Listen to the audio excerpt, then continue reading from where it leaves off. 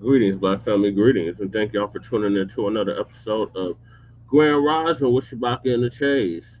I'm your host, Che and Kruma, and we're joined with the other host, Lady Che.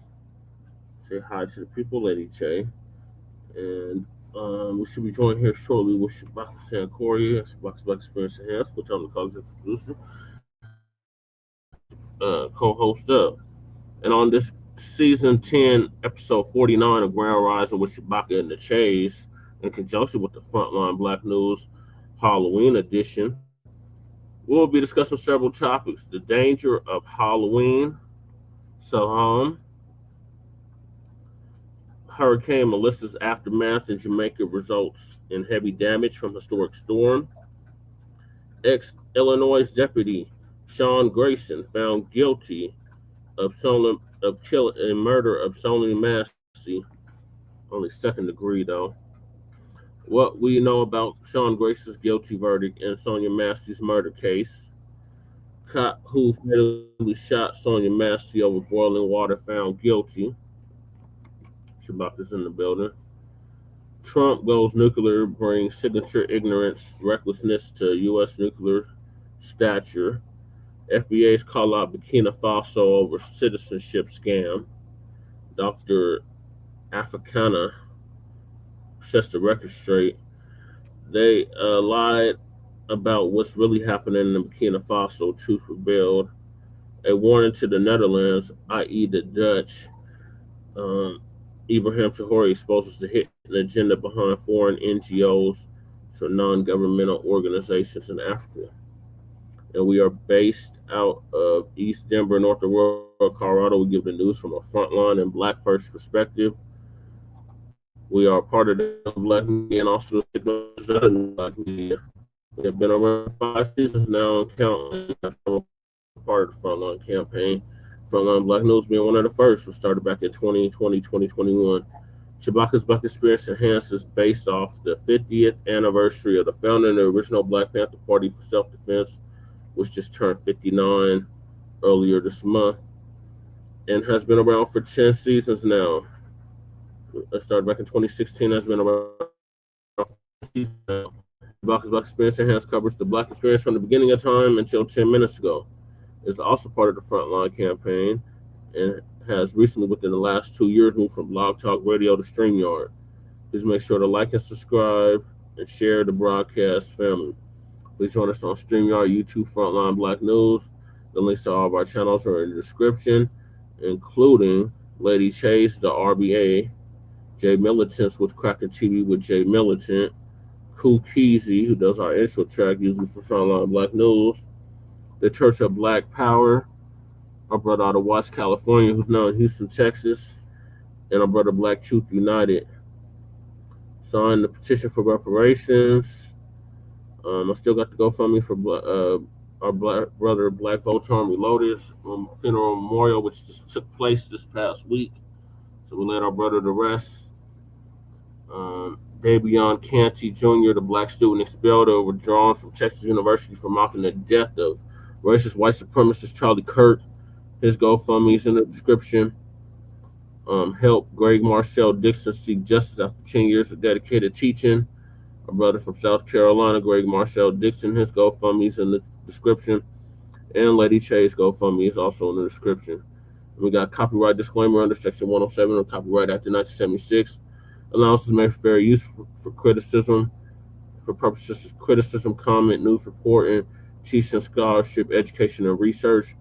But I do not own the rights to the music, and if you don't understand racism, white supremacy, what it is, and how it works, everything else you think you understand will only confuse you in all 9 areas of human activity, which is economics, education, entertainment, labor, law, politics, religion, sex, and war, and some say health and nutrition.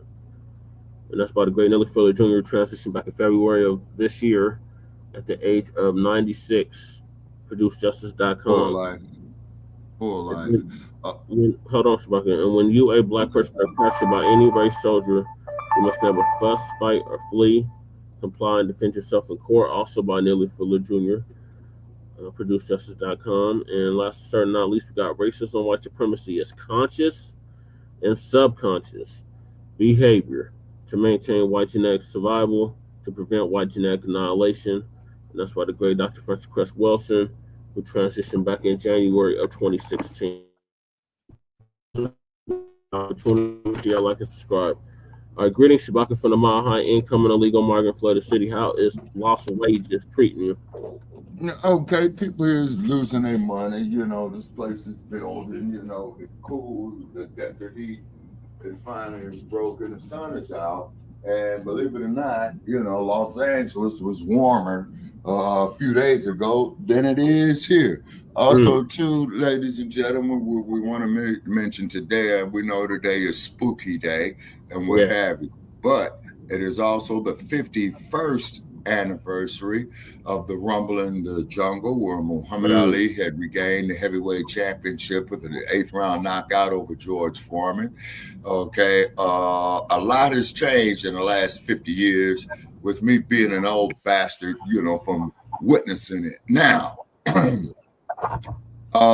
you mentioned something about Ibrahim Traore. Okay, I'm going to check it out because, as one of our colleagues and we had discussed privately, we hope that Ibrahim is doing the right thing. Okay, I'm very, very eager to see what information that you got.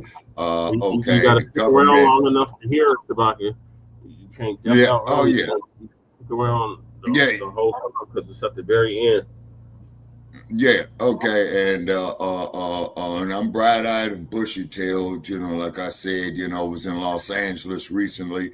Also, too, want to mention before we go down our itinerary, the Crenshaw district is garbage. It looks like a ghost town, I hate to say. Black businessman has fled, been bought out, cracked out, busted out, infiltrated, you know what I mean? Baldwin Hills not looking all that hot. When I looked at it, I spoke with an elder over there yesterday, or while I was there, while I was waiting on the traffic to die down so I can climb this mountain back up here to Las Vegas. Okay. What's happening here, people, soon going off into the mid-21st century, is this.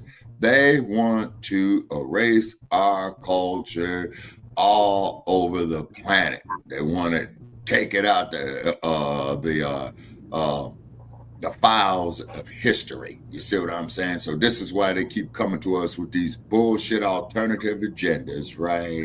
Yeah. Okay. Also, too, you can't say certain things because be misinterpreted. Yeah. We don't want to get shut down. We're trying to grow. But you can say nigga all day, every day, and you don't get shut down for that. Yeah, exactly. And as I stated before, and I will state it again, I'm not nobody's nigga. You know what I'm saying? I'm a black man in America. I told you what nigga stands for. Naturally intelligent, good to go African. You should like that. Naturally, wait a minute, man. Naturally, intelligent. Intelligent, good to go African. Intelligent. Okay, good to go. Good to go. Intelligent. Naturally intelligent, good to go African. In our case, we're Americans, so naturally good to go intelligent Americans. Okay, and I'm still a diasporic African until I check out, until I see something different, and I'm seeing a whole lot of shit different. So therefore, over the years, Brother Chad, commend you, man, on checking out different perspectives and what have you. But however, the reason why I hold the position that I do, look how they're killing us. Look what they did, with our sister there that we're going to mention, Sandra Massey. And then Sonya Massey. Yeah, Sonya Massey. Yeah, and then not to mention all the Sandra Blands and what have you. The list goes on and on, And I saw a picture of the race soldier, you know what I'm saying, up there trying to look so innocent and like what this brother here says, Mac 285. Is that the same Mac 285? Yeah. Now he's Mac 285 31. Okay. It's how YouTube is putting people's handles up. Oh man. Okay, I just separate from the dumb ninja. See, well, I know that's right, brother.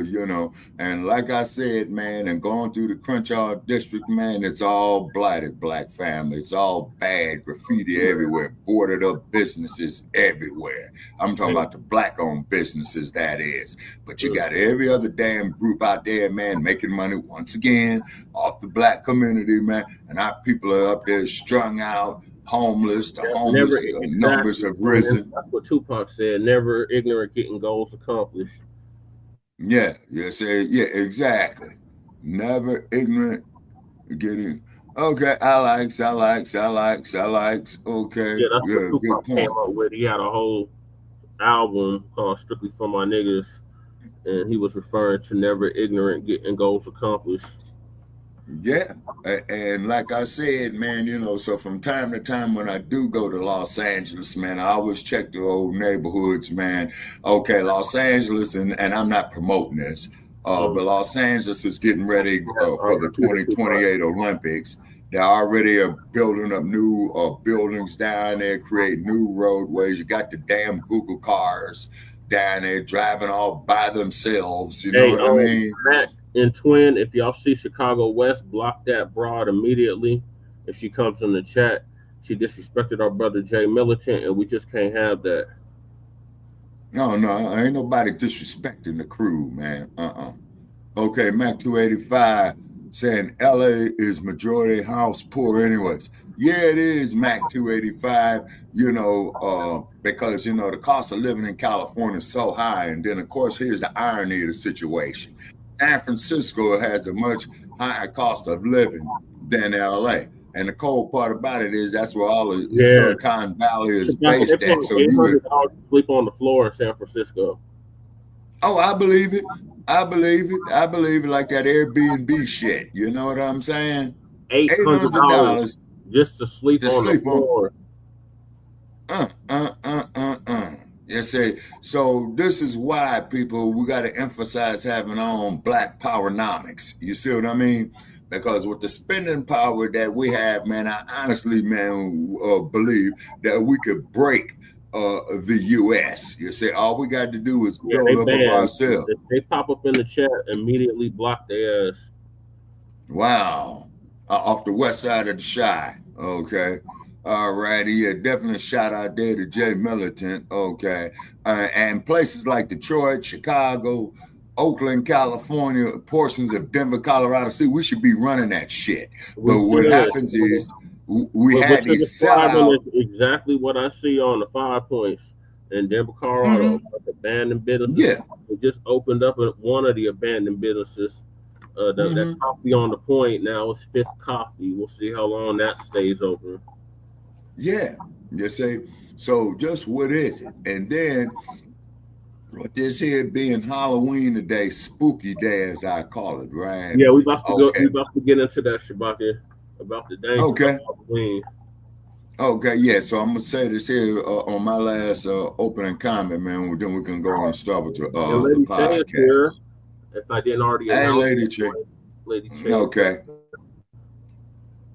Okay. All right. So therefore, folks, just reciting a little bit of stuff that I've lived through over the years. You see what I mean? And keep those cards and letters coming. We need donations. We got 3 platforms that are about to collapse. Shabaka's Black Experience Enhanced already has collapsed, and what I'm trying to do is trying to get it back up, to make it a contributing platform to the Front Line Blacc News Network. Okay, we need donations. Okay, I befriended somebody out of the off the continent, right? Okay, I'm not gonna say his name. Already, this dude is trying to sell me shit, so I might be blocking him. Okay, Shabaka, I'm about to hop into it with the dangers of Halloween. Shout out to our brother Black Truth United for dropping this awesome piece on why we should not be celebrating this crazy ass day today.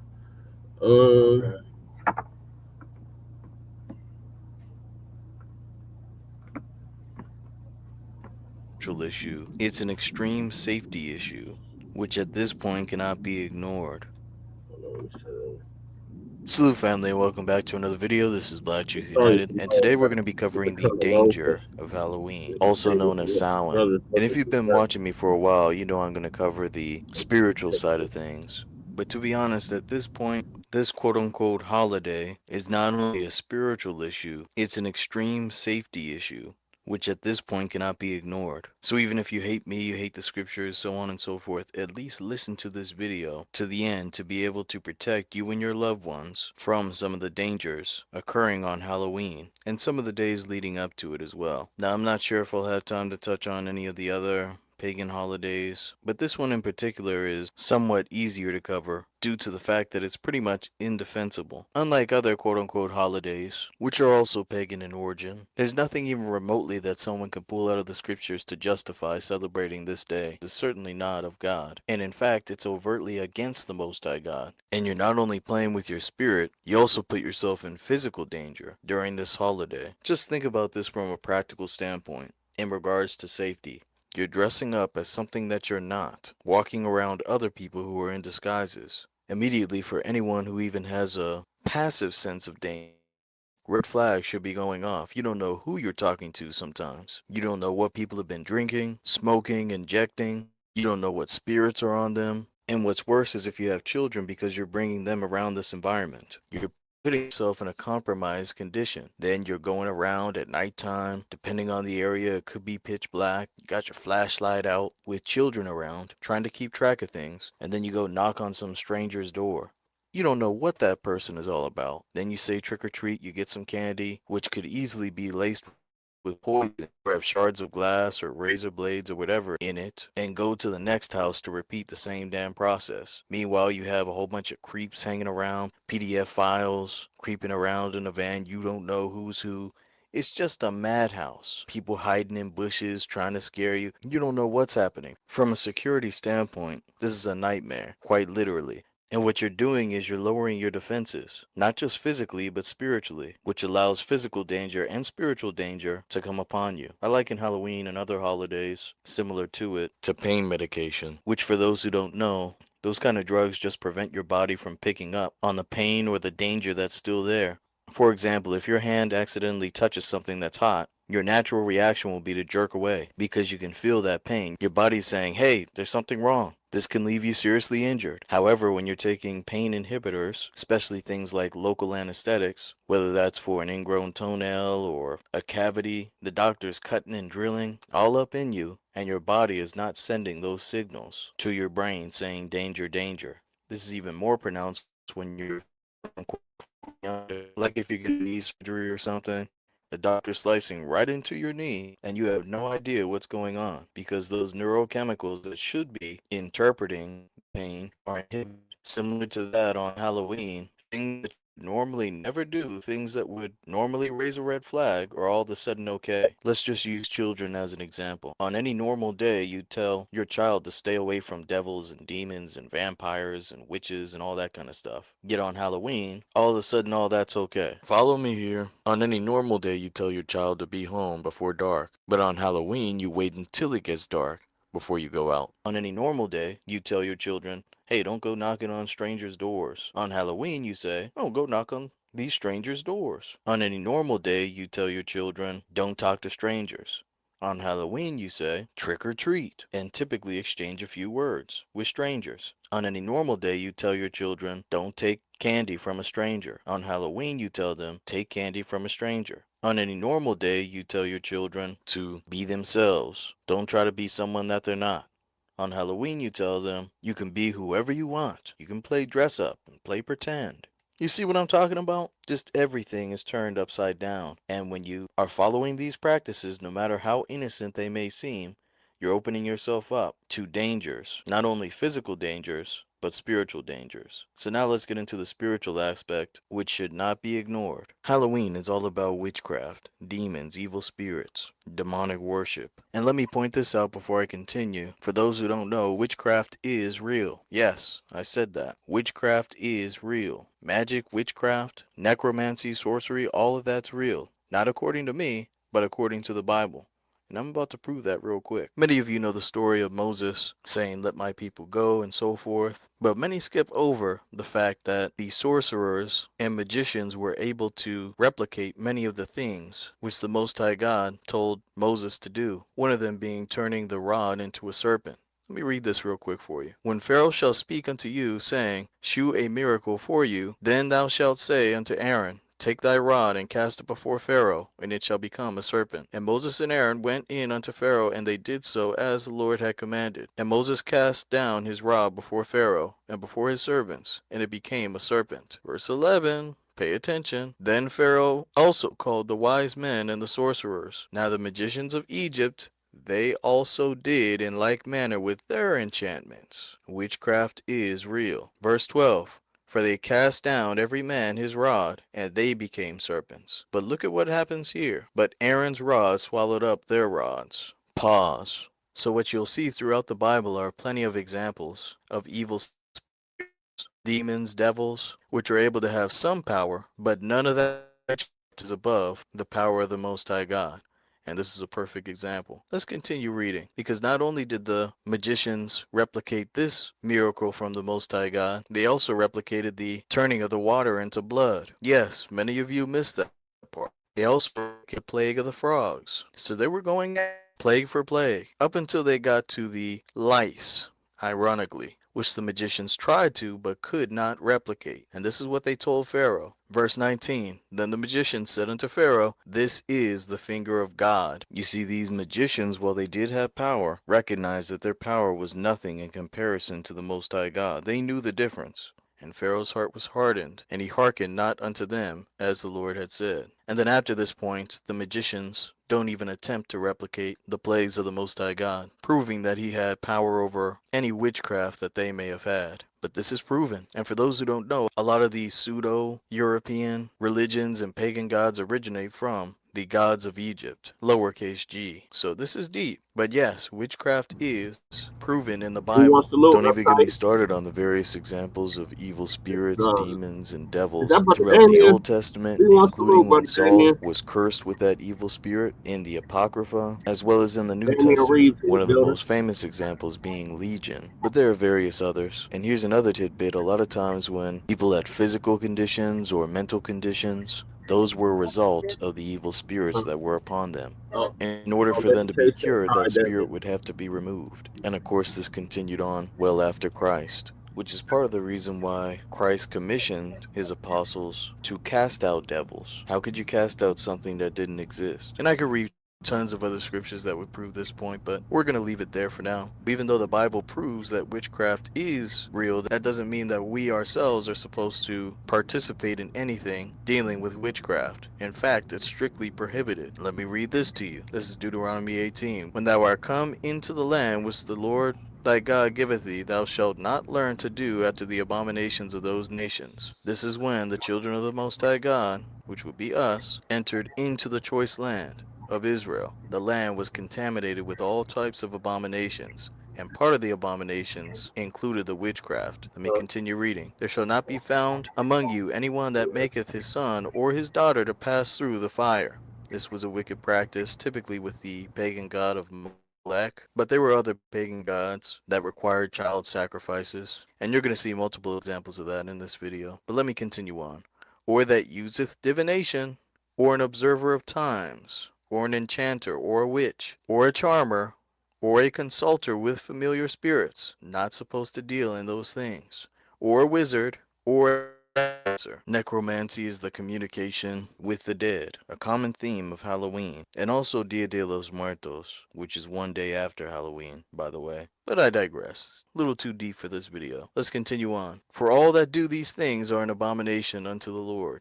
And because of these abominations, the Lord thy God doth drive them out from before thee." These other wicked nations who were before us were driven out because they were participants in witchcraft, varying forms. Let's pull another scripture. This is in Leviticus 19. "Ye shall not eat anything with the blood." Make sure you take note of these scriptures, as we will see this occurring in an upcoming portion. "Neither shall ye use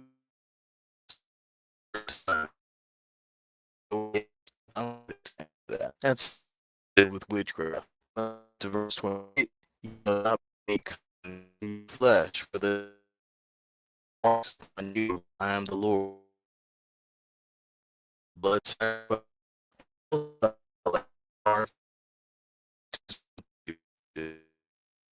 Wow, he's having some issues. Their spirits. No, listen to them. Regard not them that have familiar spirits, neither seek after wizards to be defiled by them. I am the Lord your God, and the Most High God is enough. We don't need any other pagan god. He is above all, and he's a jealous God. This is part of the reason why, especially during the times of the Old Testament, witches, wizards, and people who have familiar spirits were stoned to death. For those who don't know, King Saul himself was killed for inquiring of a familiar spirit. Okay, all right, we're waiting for our Denver studio to reconnect. Okay, so therefore, ladies and gentlemen, once again, you know, they're messing with our algorithms or what have you. It just don't dig the truth being told. Okay, so we're waiting on our Denver office, you know, to get back reconnected. Okay, so what it is, the gentleman is pretty much right of what he is saying. We should not be celebrating these holidays, okay? Because what's happening is all it is a money grab. You see what I mean? And everybody else benefits off of our hard-earned money. Okay, are you back in the studio, Brother Jay? Yeah, I'm back. Thanks for holding it down, Shabaka. I don't know what the hell happened. StreamYard just kicked me out, but I'm back. Yeah, okay, but see, but we know why they doing this, man. You know what Yeah, I'm they don't saying? want this Look at truth where, to get out. yeah, you see, and then look at where StreamYard is headquartered at. You see, so I'll let the people do their own research on that. Yeah. So To death. For those therefore, who don't know, King Saul himself was killed for inquiring of a familiar spirit. And by the way, if you read that whole chapter, you'll find once again that the witchcraft did work, but it wasn't for him to mess with, just like Halloween. For us, let me read this real quick. Leviticus 20, verse 6. And the soul that turneth after such as have familiar spirits and after wizards to go whoring after them, I will even set my face against that soul, and will cut him off from among his people. These wicked spirits that are roaming around during Halloween present a grave danger. Alright, this will be the last scripture that we read before digging into the content. It's in Deuteronomy chapter 32, verse 17. It states, They sacrificed unto devils, not to God, to gods whom they knew not, to new gods that came newly up, whom your fathers feared not. Halloween is all about conjuring up, worshiping, or mingling with new gods, new spirits, new devils, which are not to be feared. Halloween, also known as Samhain, is in direct contradiction to the Most High God, and you will be sacrificing and worshiping, knowingly or unknowingly, to devils, whether you're out trick-or-treating or just at a casual party, and this puts you in extreme danger. Now we're going to take a look at some of the hidden history behind Halloween to show you just how wicked and just how dangerous this holiday was and is. And yes, the origin of something does matter. If I handed you an apple and told you I picked it right from the orchard, that's a lot different than me picking up an apple, no matter how clean it may appear, that was retrieved from a trash can or a toilet. As with that example, the origin of Halloween or does matter because GMO. it's from this that you get all the rituals, customs, and practices that you may be thinking are just innocent things. So now before I roll this footage, I do want to put a disclaimer out. There will be some disturbing content shared. If you're known to get queasy or whatever it is, you may want to sit down or put the food away because it is very disturbing, but it does need to be shared. Now before I roll this footage, I want to say that this is fair use. Fair use. Trick or treat! Oh my goodness! Hi there. And who are you? Vampire. Dracula's wife. While there are some people who may be concerned about the origins of Halloween and its focus on blood, death, horror, and the occult, to millions of youngsters across the nation, it has been adopted as a time to pursue scary fun. It is an opportunity to dress up in ghoulish or fanciful costumes, to engage in the fantasy of being a witch or a vampire, ghost, or devil. Eager trick-or-treaters solicit candy door-to-door or bob for apples at Halloween parties. Others brave haunted houses and horror movie marathons, while the more daring visit cemeteries at midnight, play with Ouija boards, and hold seances in an effort to contact spirits of the dead. If you are participating in any of these things, after this video, you know what you need to do. Stop and repent of that evil. What you commonly call Halloween, in the occult world they call it Samhain. Now, when you look at the name, it looks as if it's saying Samhain or something like that. No. This is properly pronounced in the ancient Gaelic as Samhain. Samhain, according to occult tradition, was the Lord of the Dead. Now, around 900 BC, a very fierce nomadic people... Yes, I know he has a very sassy voice. Just listen to what he's saying, not how he's saying it. Let's let it continue. ...came into the areas of what used to be known as Gaul, Saxony, Brittany. We know it now as the British Isle, and of course it eventually went to Scotland, Ireland, and the rest of the surrounding areas. These people were known as the Celts.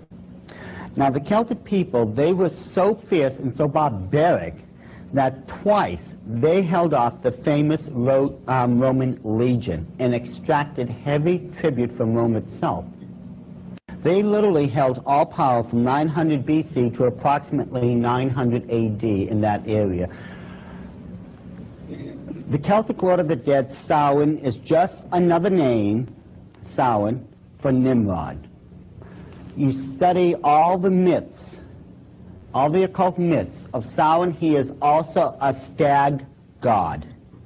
Has horns just like the stag god of the occult world that is so constant. But this particular time of the year, October 29th through the 31st, those 3 days constitute what's known as Samhain. Everyone thinks Halloween is just a one-night thing, October 31st, but it is not. See, in the occult world, this is a 3-day fire festival. It lasts from the 29th through the 31st. How many of you knew that before? Feel free to bookmark this, download it, cut it up, rewatch it if you need to. There's a lot of information being shared here. Let's let it continue. I know what black people wanted. During the time when the Druid priests held power in Great Britain, now the Druids held all power. You couldn't get married without their permission. You couldn't hold any type of official title in the clan without their permission. You couldn't even attend any of their religious ceremonies without their permission. They literally held power over all life and death, and you're really going to find out how in this example. During the nights of Samhain, the Druids would gather at these giant megalithic stone circles. One of the most common known stone circle is, of course, Stonehenge. Just about everyone has seen Stonehenge at one time or another, be it in picture or if they were actually there. Now, Stonehenge, as I said, it's a megalithic crop circle. Megalithic crop circle, that's the UFOs. Wrong subject. But we could always get there. This is a megalithic stone circle. It served 3 specific functions. First of all, it was a temple complex. Second of all, it served as an astrological observatory. Third, it served as a place of human sacrifice. Pay attention here. There will be other things shared in this video that will relate back to this.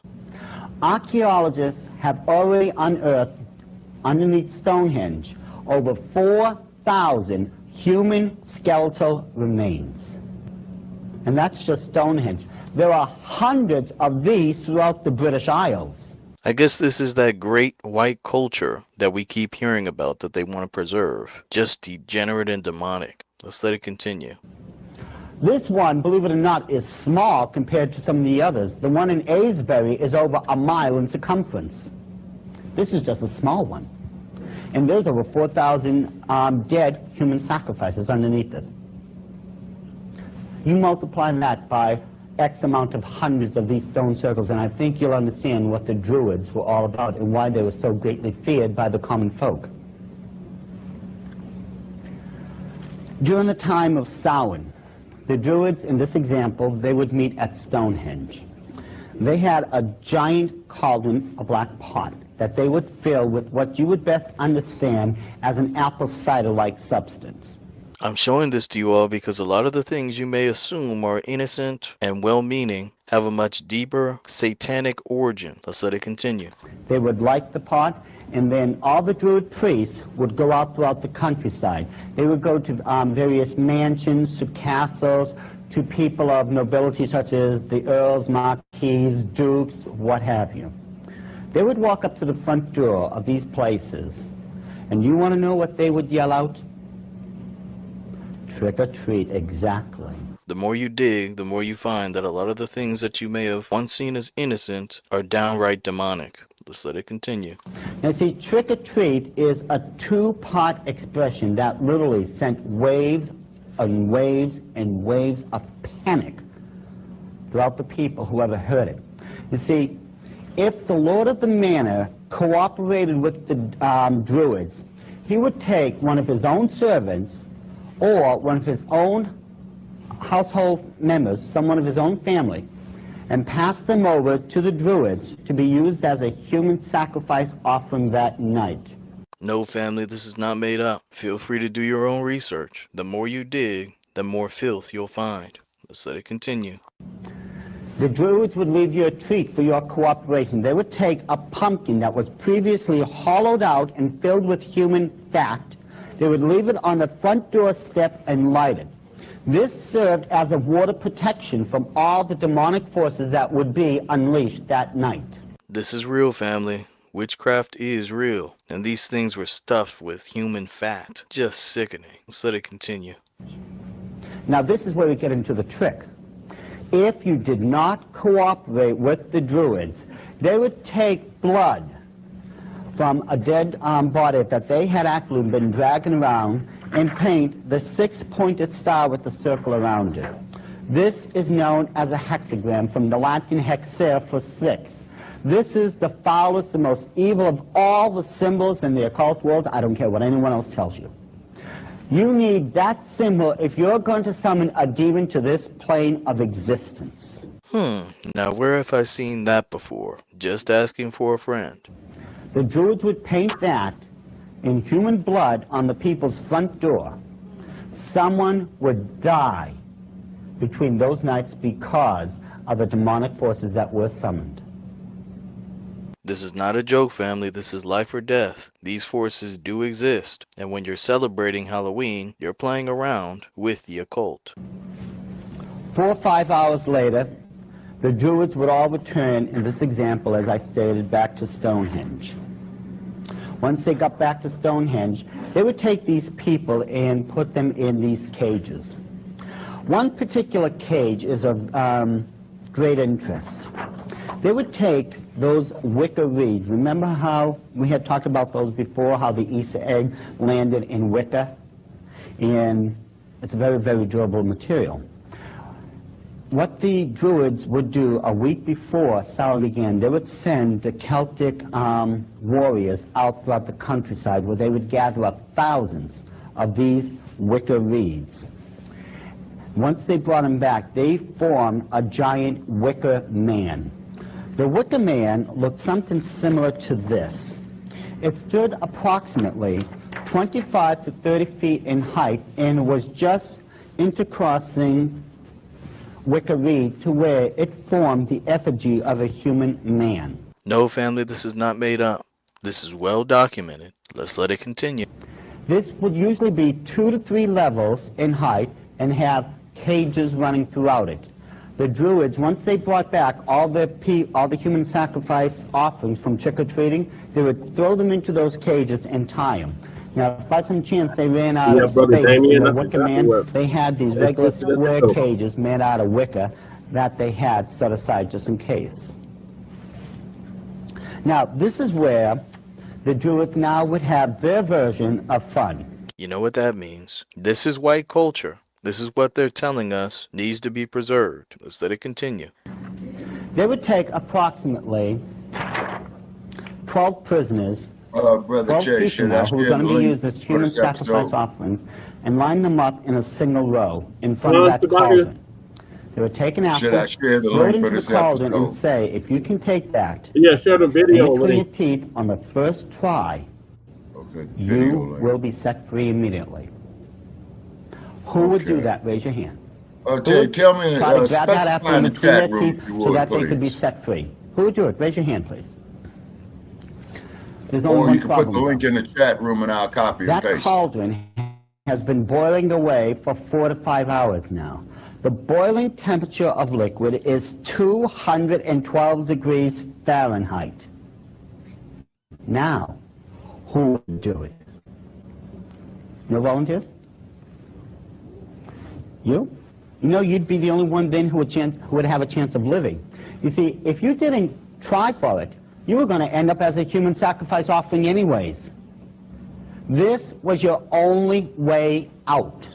When you hear about these sick game shows like Fear Factor and other things, they're going back to their traditions, rooted in paganism. Let's let it continue. Every single person there did take the chance, except with dire consequences, let's face it. After they plunged their heads into that boiling liquid, their faces, their neck, and I don't even know how much of their chest and back, literally was just melting to where they would be permanently disfigured and unrecognizable. Yes, family, as disturbing as this did occur. And I don't know about you, but the first thing that came to mind is that infamous scream painting. This is what these people had going on during The Van Halloween. Gogh that did Let it that damn continue. painting. Many of them went blind because of the 212-degree liquid that was burning their eye sockets away. Many end up as partially or permanently deaf because of the damage that was done to their ear canal, and the damage that was done to their speech and to their respiratory system because all that liquid was funneling down their throats while they were trying to grab that apple. And yes, this is where you got that cutesy little game, bobbing for apples. Now, if you did grab that apple on the first try in between your teeth, they held to their promise. They let you go. Some life I afterwards. never did that. But if you didn't do it, It's like, you wanna they would pop throw you on the apple? ground Hell and no. behead you right there on the spot. This is what you get with these pagan gods. This is not something you want to be participating in.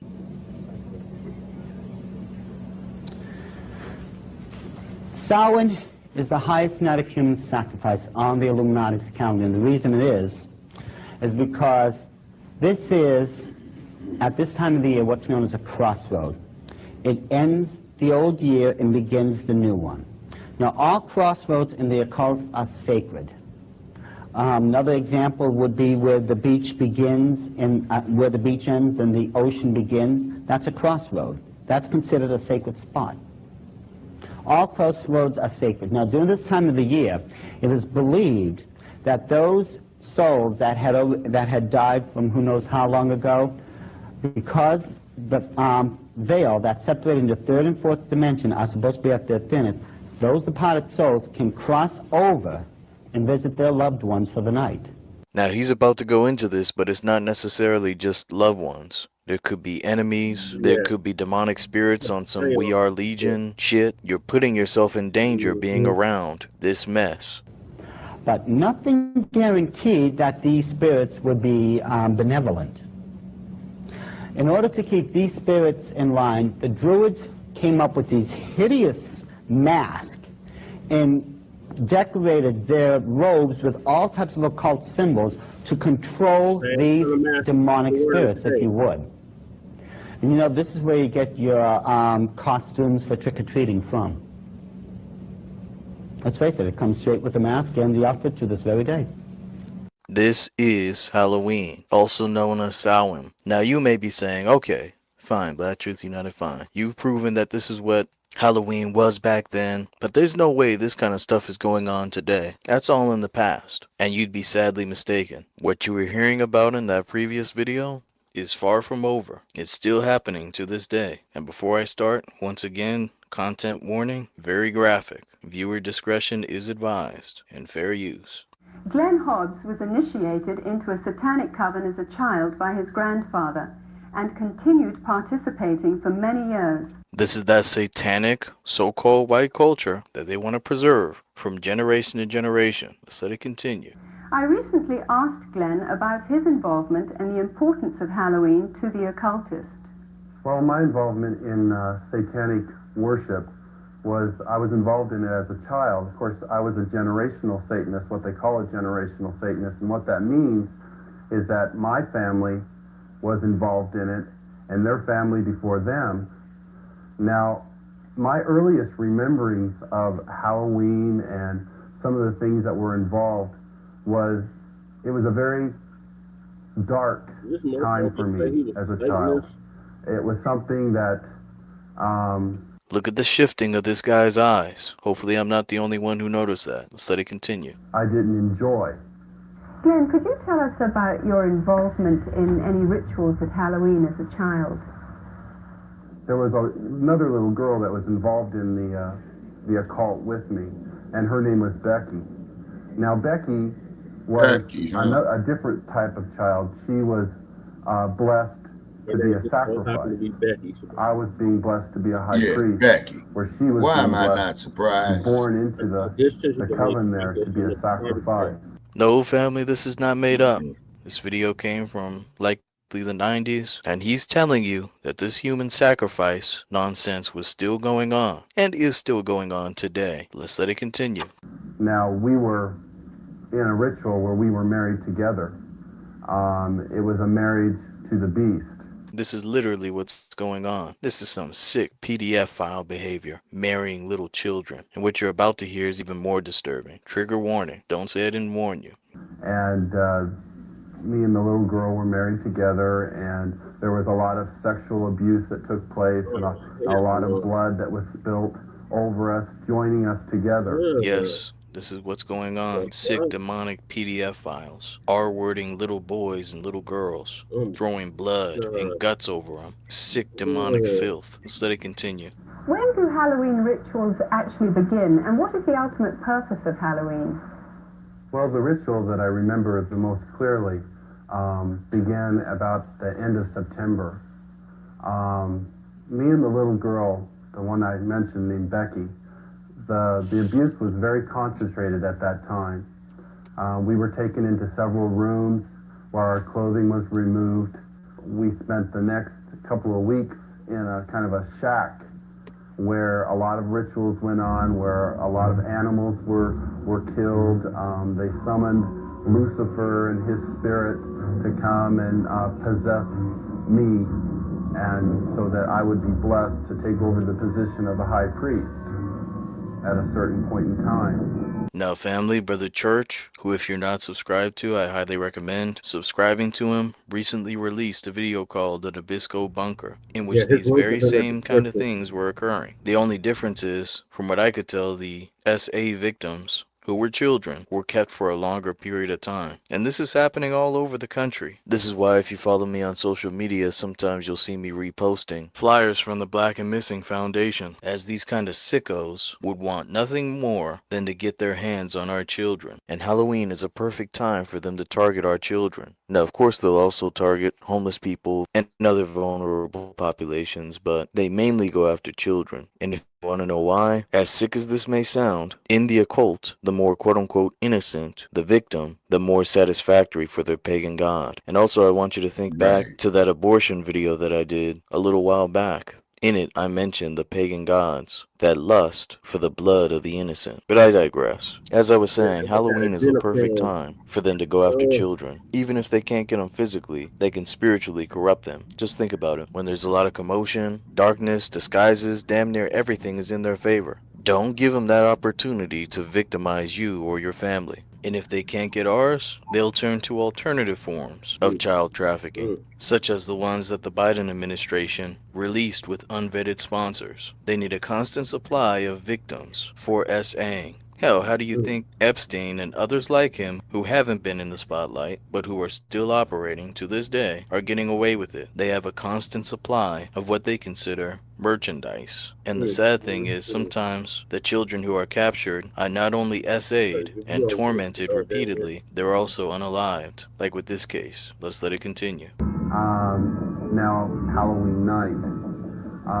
they had again put me and the little girl in the back of this van, And we again drove off, which seemed like for a long time. We were drugged once again. And we finally came to this stop. They took the little girl out and they left me in the van. I could hear a lot of commotion that was going on outside. People that were screaming and yelling and this low murmuring and moaning noise that was going on, like some kind of a low chanting noise that was going on. So I knew in my mind there was some type of a ritual going on because I'd heard that many times before. You know, it was real common to see people fall on the ground and convulse and go into convulsions during rituals and stuff. Now, where else have you seen this occurring, family? People falling on the ground, convulsing, just asking for a friend. Sometimes different forces than what you may be assuming are involved. Let me let it continue. With the demonic presence that were around. And finally, a woman came to the back of the van and she said, "It's time to go." And she brought me out of the van, and I could see that there was just a lot of people around. Some were dressed in dark brownish kind of robes with hoods over them. They took me up and they led me up to this stone altar. Nah, man, that doesn't happen today, man. That was just in the past, man. Let's let it continue. And I remember I saw the little girl, and she was on the altar. Now, at first, you know, I just wondered what was going on because you never knew. I mean, they used the altar for a lot of different things. They could have just been sacrificing an animal over, could have been a sexual abuse from the high priest on her. You know, it was a hard thing to know for sure. Well, they ushered me up to the altar, and I could see that they had bound her feet. They had her feet spread apart, her legs, and they had bound them to the ends of the altar, and they had taken her arms, which were laying out this way, and roped them to the altar, which had little kind of like hooks, which they could bind the ropes around. I don't want to hear anything about White Lives Matter. I don't want to hear anything about degenerate black culture, a couple of women twerking, when people from the dominant society have this going on. And by the way, this, like many other things, wouldn't be listed under the crime stats. A lot of people should be in prison for this, just like the various lynchings which happen throughout the United States, in some cases involving thousands of people. You have these thugs walking around amongst you pretending to be human. And keep this kind of stuff on the tip of your tongue when you hear about all these quote-unquote violent black criminals. Hardly anything that these people do gets listed as a crime, even to their own detriment. But hey, we'll let it continue, and just know this next part is, very disturbing. It's not something I take joy in hearing. And she was really white. I remember seeing her, and she was just real pale and real white. Oh, you're welcome, brother. And I noticed that they had slit the bottoms of her feet and her wrists, and they were taking the blood that was running out of those areas and putting them into chalices and passing those cups around to different people who were partaking of her blood. No, this is not some quasi-ancient occurrence in a remote island in Europe. This was occurring in the United States, judging by his age, probably in the 60s. And these demonic practices haven't stopped. This is going on while you're trick-or-treating or going to a get-together. Let's let it continue. Then the high priest, he took the athami, or the ritual knife, and he picked it up and he put my hand on it, and then he forced it into her chest. So when I think back on Halloween, over that period of time that happened, that was the climax event. Halloween night, where they killed that innocent little girl. And this is something that's happening every Halloween. Happening, family, not happened in the past. This video is likely in the 90s. And in the 2020s and beyond, while these wicked people are still ruling, this is what is occurring. All across the US, by the way, this isn't one isolated incident. You have children victimized all across the US. And when you hear about children missing, especially around these pagan holidays, know that sadly a lot of times this is the end result, especially when their bodies are never found. Let's let it continue. That's not just an isolated event. I mean, there are children all over the world who are losing their lives during Halloween night, and yet we, as a society, Correction, this is his society, which sadly we are connected to due to our proximity to them. But we can choose whether to participate in this wicked day. This is their culture. This is not our culture. But when we take upon ourselves the way of the heathen, the way of the devil, the way of the white supremacist, this is what we're participating in. Let's let it continue. we go out and celebrate it, and we go door to door and we ask for candy, and it's a big celebration to us. And I think it's quite ironic how one group of people are thinking it's fun and another group of people are taking human life, and yet they don't, there seems to be this wall and nobody wants to face the facts of what's really going on. Oh, we're facing the facts today. Both the overt and the covert dangers have been revealed. Now I've got one more receipt for you before we end this video, because no matter what you present, you always have silly people trying to justify still participating in this demonic practice. I guarantee you, if I left this video off right here, which I was thinking about doing, you'd have someone in the comment section saying something dumb like, "That video was from the 90s. That's not happening now." So now I'm going to pull out a recent video, which at the time of recording this is less than 2 weeks old. This is from another quote-unquote ex-Satanist who shares exactly what's going on to this day. Now I want to say that this is fair use, fair use. Rion Swigular, you are a former leader in the Church of Satan, and you are now sounding the alarm about the demonic realities of Halloween. Can you peel back the curtain for us? Now, of course, I don't trust this clown, but I will say he backs up a lot of the things that were shared in the previous videos. And just so you know, I'm chopping through a lot of the BS talk to just cover the points that pertain to what we're discussing here. I think a good place to start is that so many people have no idea, the significance of Halloween and what it means to celebrate Halloween. And I think it's also largely due to it has become part of popular culture without many people really thinking about what it represents. There's so many things to say here, but I think an important thing to say to start with is that Anton LaVey, who was the original founder of the Church of Satan in the States in the late 60s, he had a very well-known quote where he said, "It makes him so happy to see that Christians are allowing their children to celebrate the devil one night of the year." Everything about Halloween and what it represents, and it's all about death.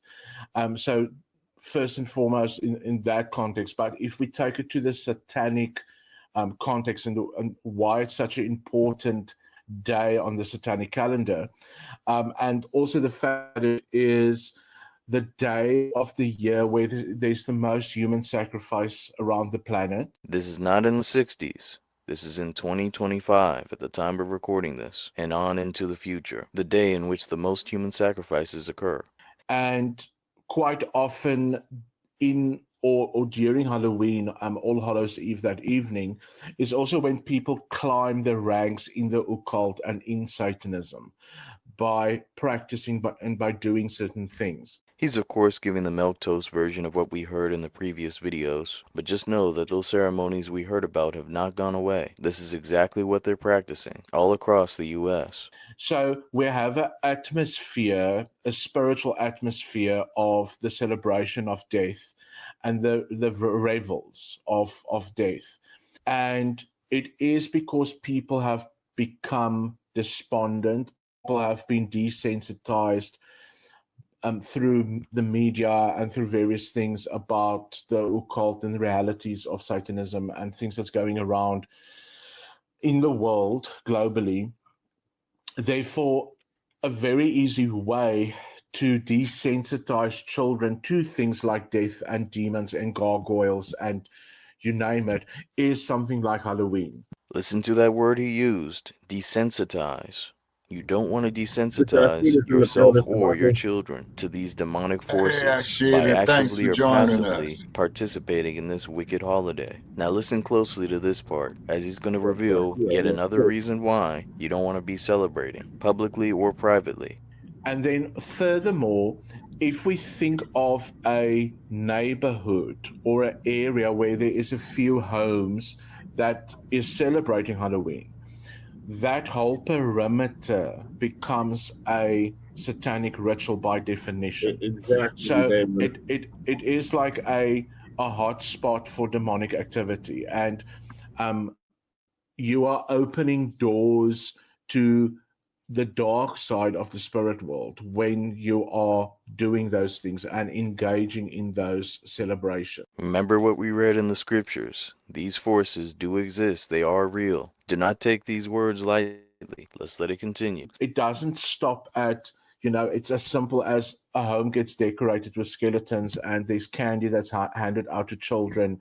Yeah, the And city of people Los think, Angeles it's ought to be innocent busy and dress today up with in it. costumes. But the true meaning behind it is to Yeah, without a disguise doubt. yourself in a certain way to attract certain demons. Stop attracting demons into the lives of you and your family members. I don't care how much quote-unquote fun you claim that you'll be missing out on. There's nothing fun about messing with demonic spirits. Let's let it continue. And to sweeten the situation up for children, that's why there's candy. So people don't really think about the deeper meaning of these things. I can guarantee you anything that has to do with celebrating death or partaking in a night of the year or even the celebrations leading up to that is definitely not of the kingdom of God. Now, of course, we covered a lot of that earlier in this video, but it was important for you to hear from a very recent source that this stuff is still going on. And I want to remind our people that even in the very last chapter of the entire Bible, it reminds us that no one who practices witchcraft/sorcery, including participating in Halloween, will enter into the gates or have a right to the tree of life. So now it's up to you, the listener, to determine whether you're going to be celebrating this pagan day, knowing what you know now. But at least you can't say that no one ever told you. My recommendation is to stay inside, pray for protection, but also keep those power tools on you, possibly with some extra drums and whatnot nearby. And as I close Hey, out, I like want to the remind referee us said, to protect not fear yourself at these all other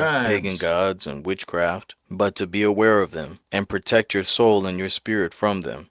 This is another one of those videos that I would recommend sharing out to friends and family members that you care about, as having this information literally could make the difference between life and death. So please be sure to do that. Now, before I end this video, I No, do you want got to to shout pay out us, one Cat. contributor to the channel, Brother Cool Keezy. Much respect. Thank you. Now, with all that being said, Oh, be cool one, Keezy. be Okay. safe, and be blessed.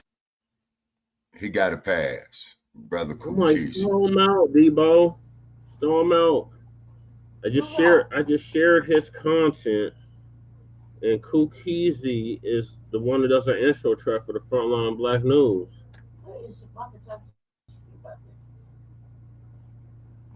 No, Shabaka. All right, so yeah, as y'all can see, Black family, this is not a celebration. This is not a day we're supposed to be celebrating at all. Exactly. Actually, no pun intended, to hell with this day. Get it? Right. Yeah. All right, Lady Che, what are your thoughts Oh, what? about the history of Halloween and why we should not be celebrating this madness? I mean, well, Sadie told us from jump. Sadie said told us a long time ago why you should do it. Yeah, shout out to Seti. I know that's right, uptight. Yeah, that's Brother I hear you Damien. on that, uptight. No, not down with this Nabisco satanic fuckery. Yeah. Sadie said way back when. Yeah, it's a day to celebrate the ancestors. That's right, Crow. Yeah, that's my thoughts.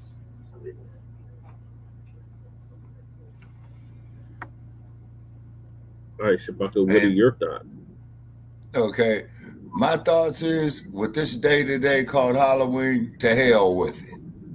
You know what I'm saying? To hell with it. You don't be sending your little babies out there, knocking on strangers' door who might put all kind of crap in the candy. Yeah, and any other time of the year, you Arsenic. talking about stay away from strangers, stranger danger.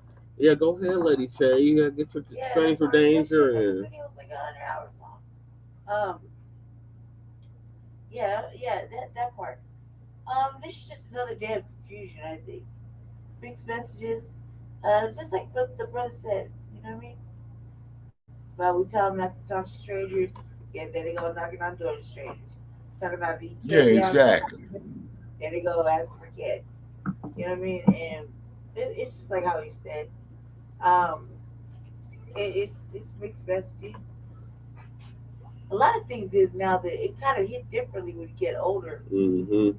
You really start to see the mixed messaging everywhere, or what I like to call the mixed programming. Yeah. Yeah, I've done that. Okay, Shabaka, what are your thoughts? Thank Okay, you, Lady J. as I said, okay, once again, as we know, most retailers do the majority of sales in the last quarter of the fiscal year, which is October, November, December. Okay, you got this crap Halloween, right? Then they're gonna start hitting you with what's that there? Thanksgiving. You know what Yeah, I'm saying? Thanksgiving, the Yeah, genocidal day. right, exactly. And not to Then we got mention the all the Black black girls that were Friday. put up on auction blocks, you know, Black Friday. You see what I mean? And everybody's going to be going out here bum rushing Walmart and Target and all that stuff. Oh, wait a minute. Yeah, Target is shut down. Yeah. They say all that spending all your hard-earned money that you made for this year and it go into debt for next year. Yep, and you got See? Christ Mass. Yeah. You got Okay, yeah, I Hanukkah. agree with you. Yeah. And then you got Kwanzaa. Yeah. You see what I'm saying? And New Year. And just like what Cruz says right here, I just celebrate the ancestors, absolutely. Right. You see what I mean? You know, and then on top of it as well, too, is that how does this benefit the Black community? It doesn't. It takes away from the Black community. You see what I'm saying? See, the more reason to get our children out of these public indoctrination centers. Yeah, say, just like I saw a video of this little 4-year-old Black girl and the white teacher's going to send it singing up there, calling her a monkey and all that. And that poor little baby, you know, oh, you can see little the black boy. It was a black boy, Shabaka. Oh, okay, I stand correct. To him and they said they called him a monkey while they were singing it. Yeah, called him a monkey while he was singing. You look like a monkey. Now, you smell like one too. Yeah, and keep in mind is at the time that we were building pyramids and circumnavigating the globe, the Neanderthals were still in the caves, not knowing how to wash their funky, nasty, stinking asses. Mm-hmm. You see what I mean? So this is the stuff that kills me. You see? Yeah. And then on into debt, on top of debt. You see? Then you got this convicted felon, you know, doing all kind of crazy stuff. You know, it's going to be resuming nuclear testing out here in Nye County, Nevada. You see? Yeah, we're gonna cover all that, Shabaka. Just stick on the Halloween right now. Yeah, so Halloween, to hell with Halloween, literally. Right. All right, so and switching keep your gears. Power tools at the ready. That's keep right. Your power tools you never know what's going to come up. Yeah, you know, be sure to give them some lead poisoning and be sure to give them, you know, some of them razor scars. You know what I'm saying? You never know when you'll have some trash and needs to be blown away. Exactly. It needs to be cut down. Yeah. And then you see the hurricanes. And once again, the hurricanes are coming off the coast of Africa, following the routes of the slave ships, reaping havoc. You know, hey. Yeah. So in other news, Hurricane Melissa made landfall in Jamaica as a Category 5 hurricane, one of the strongest to ever hit. Actually, the strongest to ever hit Jamaica, with 185-mile-per-hour winds. So this next video is about the aftermath of Hurricane Melissa in Jamaica, which results in heavy damage from the historical storm.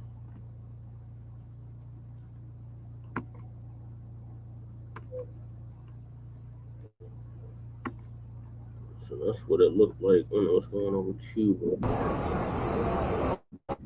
Yeah,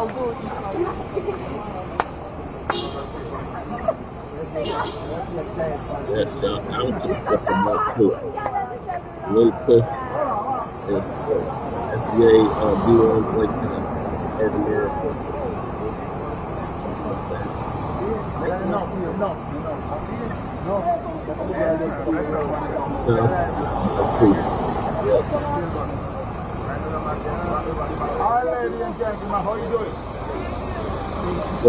Trees down, power lines down.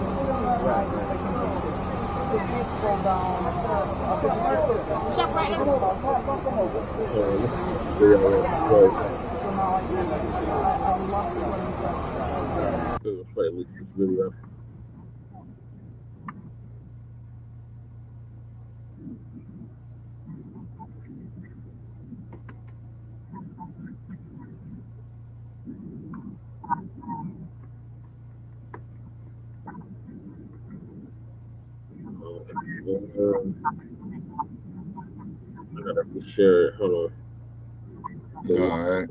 Super.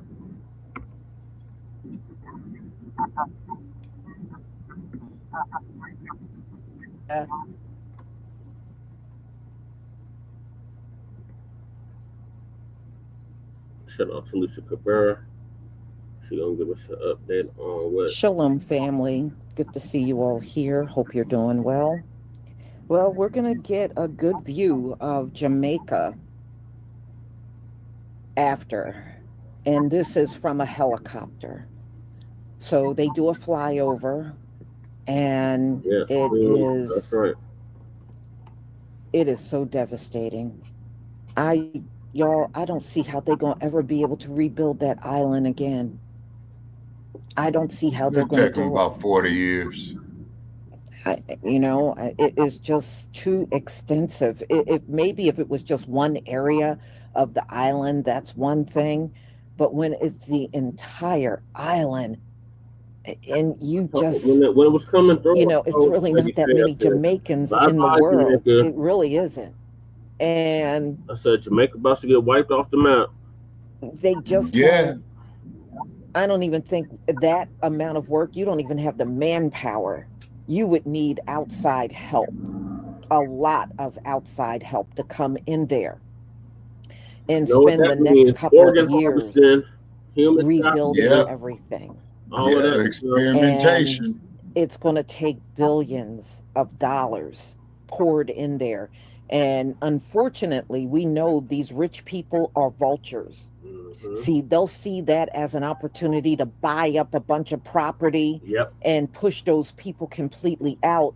And then next thing you know, there'll be more resorts there for rich people and folks that are spending money on vacation homes and stuff like that.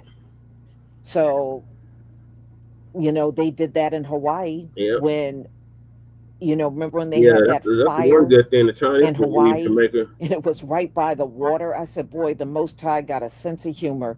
He set that place on fire next to the damn water and they couldn't put it out. They couldn't put it out. And those rich folks went in there, and because Oprah's name actually came up, and they bought up all that property.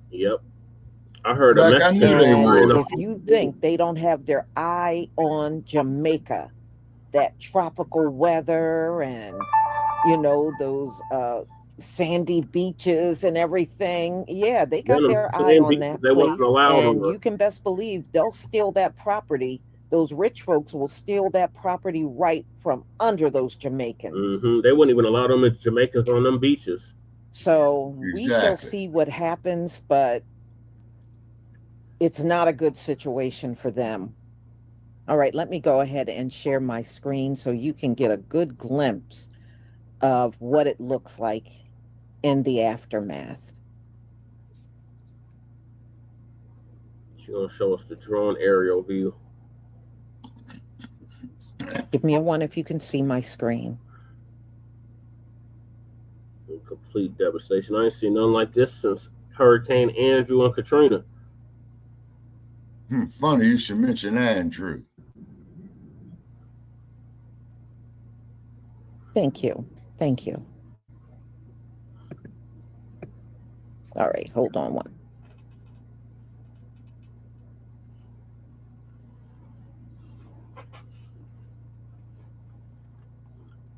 And Hurricane Hugo.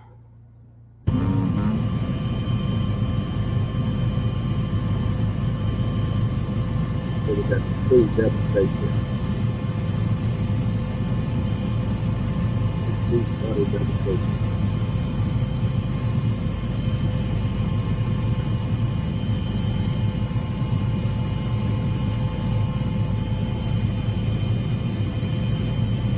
Okay, bye.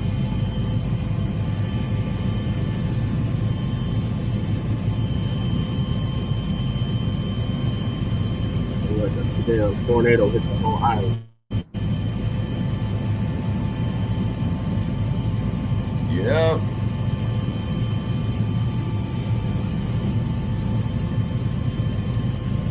Now the question is, could this have been created by HARP?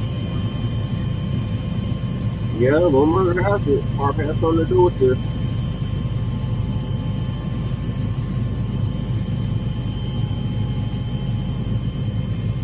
Also, they kept saying where it was at, where the warmest waters in the Caribbean were. And they have been hearing about this all season, and it's like, if the storm forms in the Caribbean, it's going to blow up. And sure enough, that's what happened.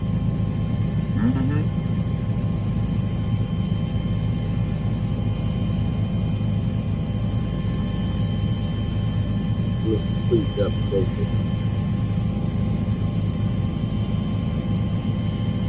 Yeah, the whole roof is just gone. All the roofs are just gone.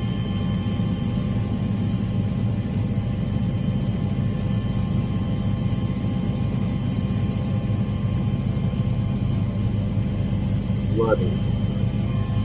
Roof gone. Flooding. Roof gone. Flooding.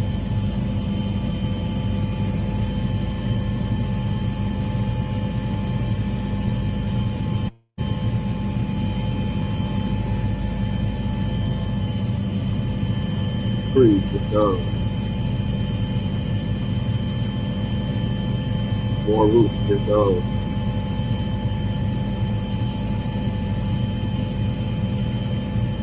Flooding. Roof gone. Flooding.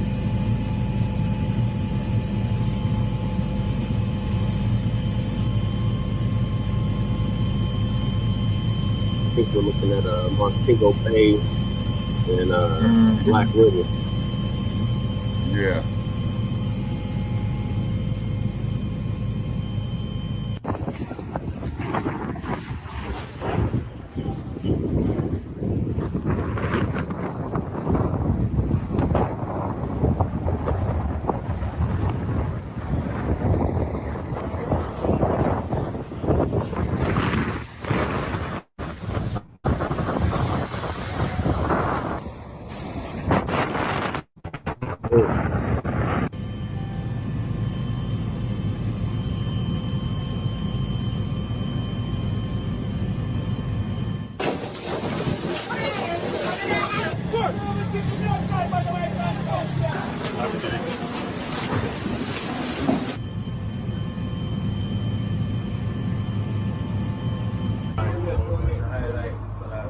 You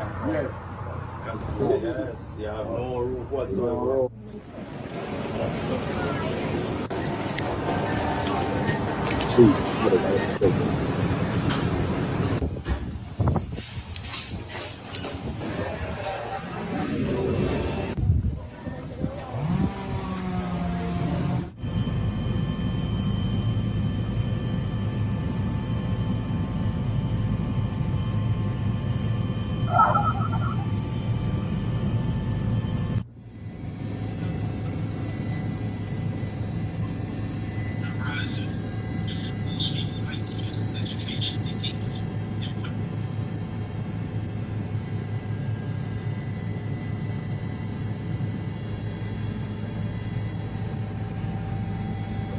Rich survived.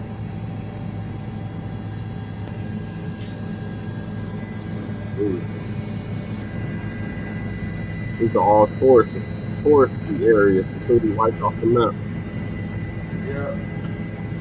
Let's see, Jay Jizzle went live earlier. Oh yeah. Yeah. I don't know if it's a delayed broadcast or not. You know what I mean? But definitely shout out there to Jay Dizzle.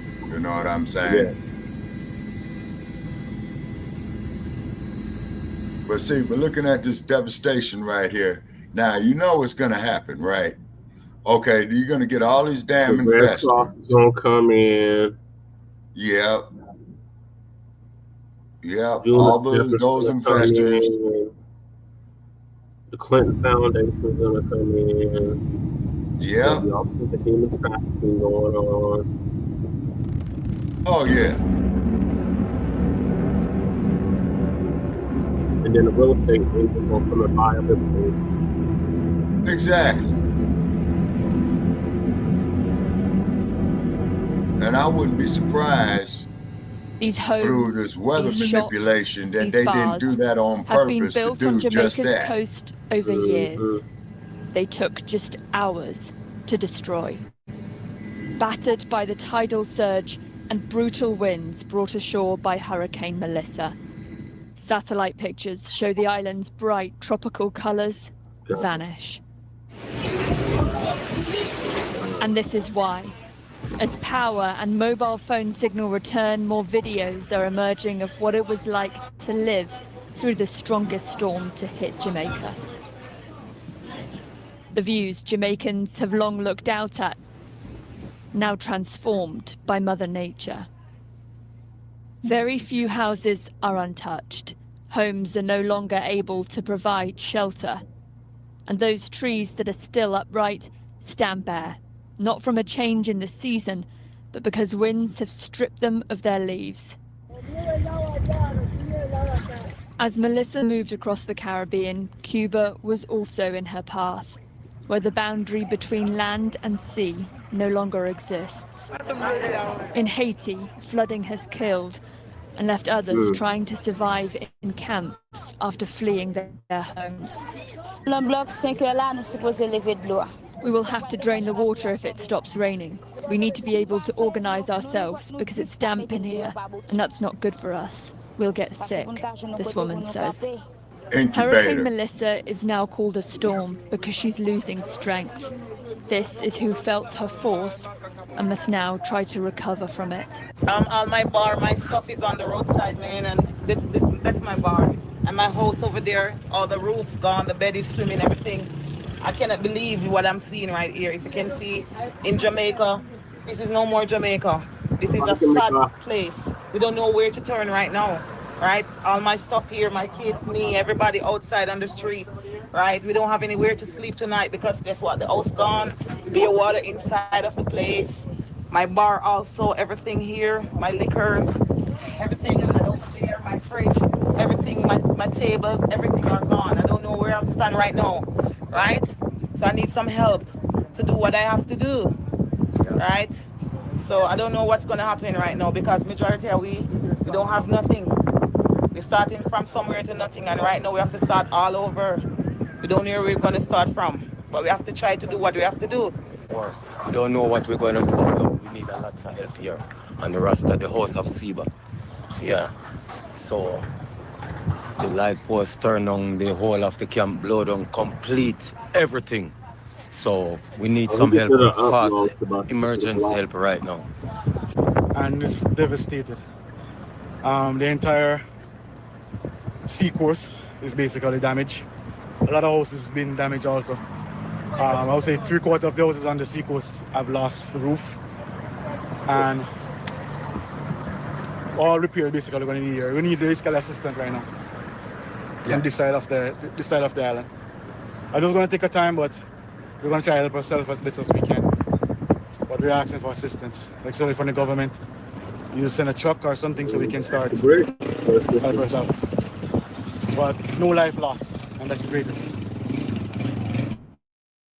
Amazing. Thank you. Man, this is not good idea. I seen the British said they was going to donate like $4 million. That ain't $4 shit. million. The damage is definitely in the billions. Yeah, and then not to mention how much the British have reaped from Jamaica and the slave trade itself, which is in the trillions. Well, yeah, definitely. Say. We're tired of this, Barry. I'm a 4-year-old. We're tired of this. 4-year-old. Look, man, we also baby them can't beard. No, we can't beard. What kind of style this? We need help. We need help. We place this to clear roads. This no good. This can't go. Watch it. Can't go. Clear money water. Watch it. In our house. And then the thing that's going through my mind on this is the diseases due to the lack of the proper sanitation. Yep. All of that. Disease, yeah, look. We shop everything.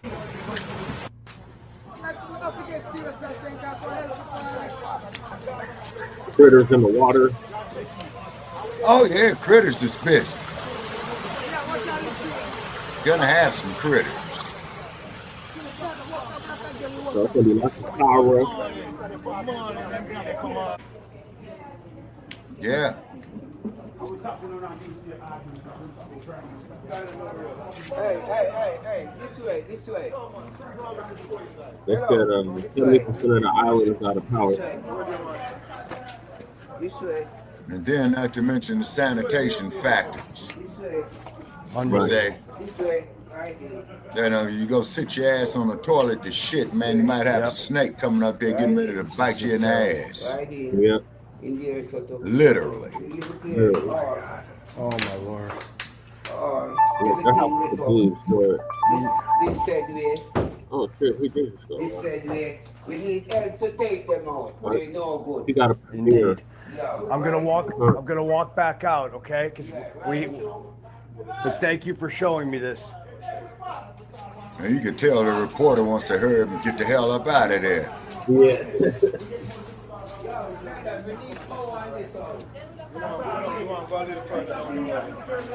Now, my question is... I'm gonna have to go back to our vehicle because we have a live report coming up and we're gonna try to get this.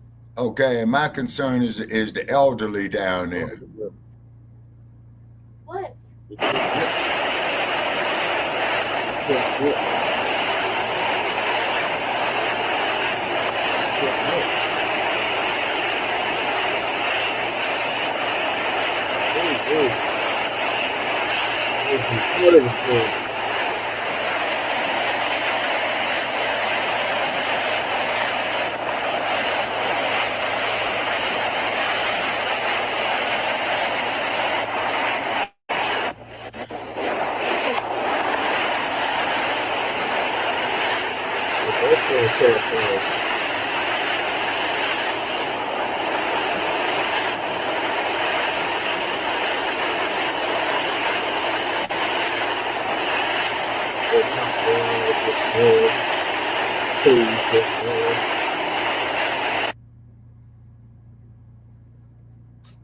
Yeah, it does kind of remind you of Hurricane Katrina, but but this one actually is stronger. Tamara, daughter of Yah, the wind speed on this one was stronger than Katrina. Yeah. They actually hit 200 miles, and I just cannot imagine that. Right. but they actually hit 200 miles an hour. And the highest wind gust they clocked at 250 miles an hour. So, you know, that's why so much of the island is devastated, because the tornado speed. Prime Minister Wow. said that there was no Well, like I structure said, on I'll that take a island damn that could earthquake, man. withstand those kind of speeds. That's complete wind devastation speeds. too, Shabaka. And well, I would know how to survive in that. island, That I don't know how to survive in. and the thing is, it's kind of deceptive when you see the aerial shot. A lot of the structures that look like they're intact, they're actually not. A lot of them, because I was seeing how they were filming on ground.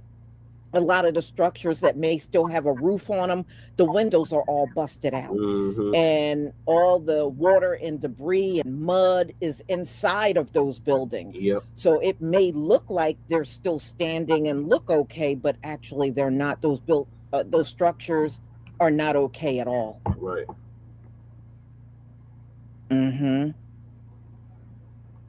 Yeah, so not in the least. I don't know what they're going to do. It's so many of them. When you look at videos on TikTok, there's so many of them saying they have nowhere to go. And what about the babies? I don't know how they're going to accommodate on those streets, right? all of these people that lost their homes. And because Jamaica is just not that big. Yeah, you're right about that, Uptight. And you're talking it's about real, you could have in well those over streets. 1 million people on that island. But Uptight, you ever been in an earthquake, some kind sir? of shelter. And I remember he's from gone, California. some of them were talking about their jobs. Oh, and okay. Their places of He's out there in the employment desert. is completely gone. The building is gone, or the building is, Oh yeah, that's a real kinds of uptight. debris I and lived mud through and 4 major everything earthquakes, inside. man. They can't You go know to what work I'm in saying? First thing you do in an it's going to earthquake be is bad water. for a long time. pray that And sure not now sure when you're it saying happens. if. And look at the American government. The big The one's about to American hit government is California shut any day down. now. You know, and Yeah, they've been saying that, circumstances man, like for the this, last they 60 should be years. able I to get know, yeah, and emergency it can funding to come them. any day, I and that don't is know for what real, they're brother doing. Jay. All Trump said At least was they got they're going to advance need warning help, on these but he did not hurricanes. You see, say, you don't okay, have the no U.S. is advance going to warning send on X amount of earthquake. billions of dollars or anything. Yeah, like And they you got to knew the watch hurricane Donald was Trump. coming, but Donald they didn't Trump know it was is a gonna be this scoundrel. strong. You look at him. He's always looking for land to steal. Look, remember he came in office talking about taking Greenland Hurricane to make landfall and on the taking Atlantic. Canada, making it a 51st state, and Yeah. taking over Gaza. Donald Trump may take a second look, and next thing you know, out of his mouth is going to be he going to take over Jamaica. You know, this man, you can't fully trust him.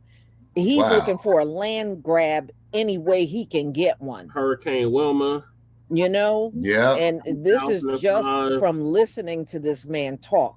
Hurricane grab Camille whatever that hit he Mississippi thinks in he can get real 1969. And if he Oh, this think was he can stronger than grab Camille, Jamaica, Shabaka. you think he won't do it? Damn. Hell yes, he will.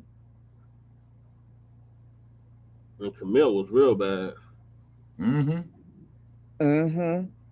You know, you got to watch people like that, because he will never have the best interests of those folks at heart. He just won't. They're way too melanated for him to really care about. Yeah, he's gonna treat them just like he did Puerto Rico. But my prayers go out to Jamaica and anybody that got family Maria, there, remember Maria? or you know Maria hit people Puerto Rico. there. Yeah. Where the mayor of San Juan I was know out someone there that lives putting in in work. Turk and Caicos. Yeah. You know, they've been there for quite a few years. Used to live here in the U.S. I used to work with them, and they decided to get the hell up on out of here, and that's where they moved. Gilbert, Shabaka. But No, the Jamaicans I know are the ones that live here in mainland America. You know, someone physically in Jamaica. Well, I actually, you know, the woman that does my commercial for 12 Tribes on Earth, Yeah. she's Jamaican.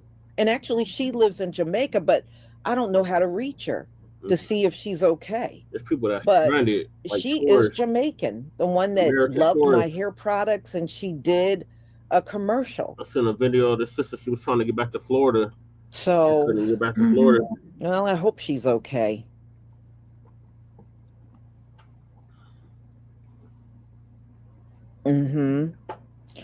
All right, y'all. I got one more live stream coming up at 6:45, and it is on.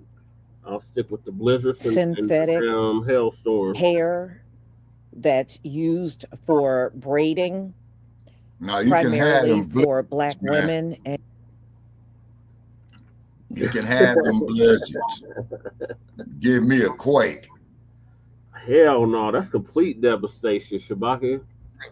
Hey, well, like my man said, 50 years ago, 51 years ago, rumble, young man, rumble. I mean, that's complete devastation. I mean, at least during the blizzard, you can still get water if the pipes don't freeze. Yeah, you guys will. The only thing you gotta worry about is the pipes freezing. Oh, by the way, earthquake. We need your blizzard, man. Wait a minute. We need your blizzards, man, so we can steal more water from you, man, in Lake Mead. Yeah, we supply all y'all.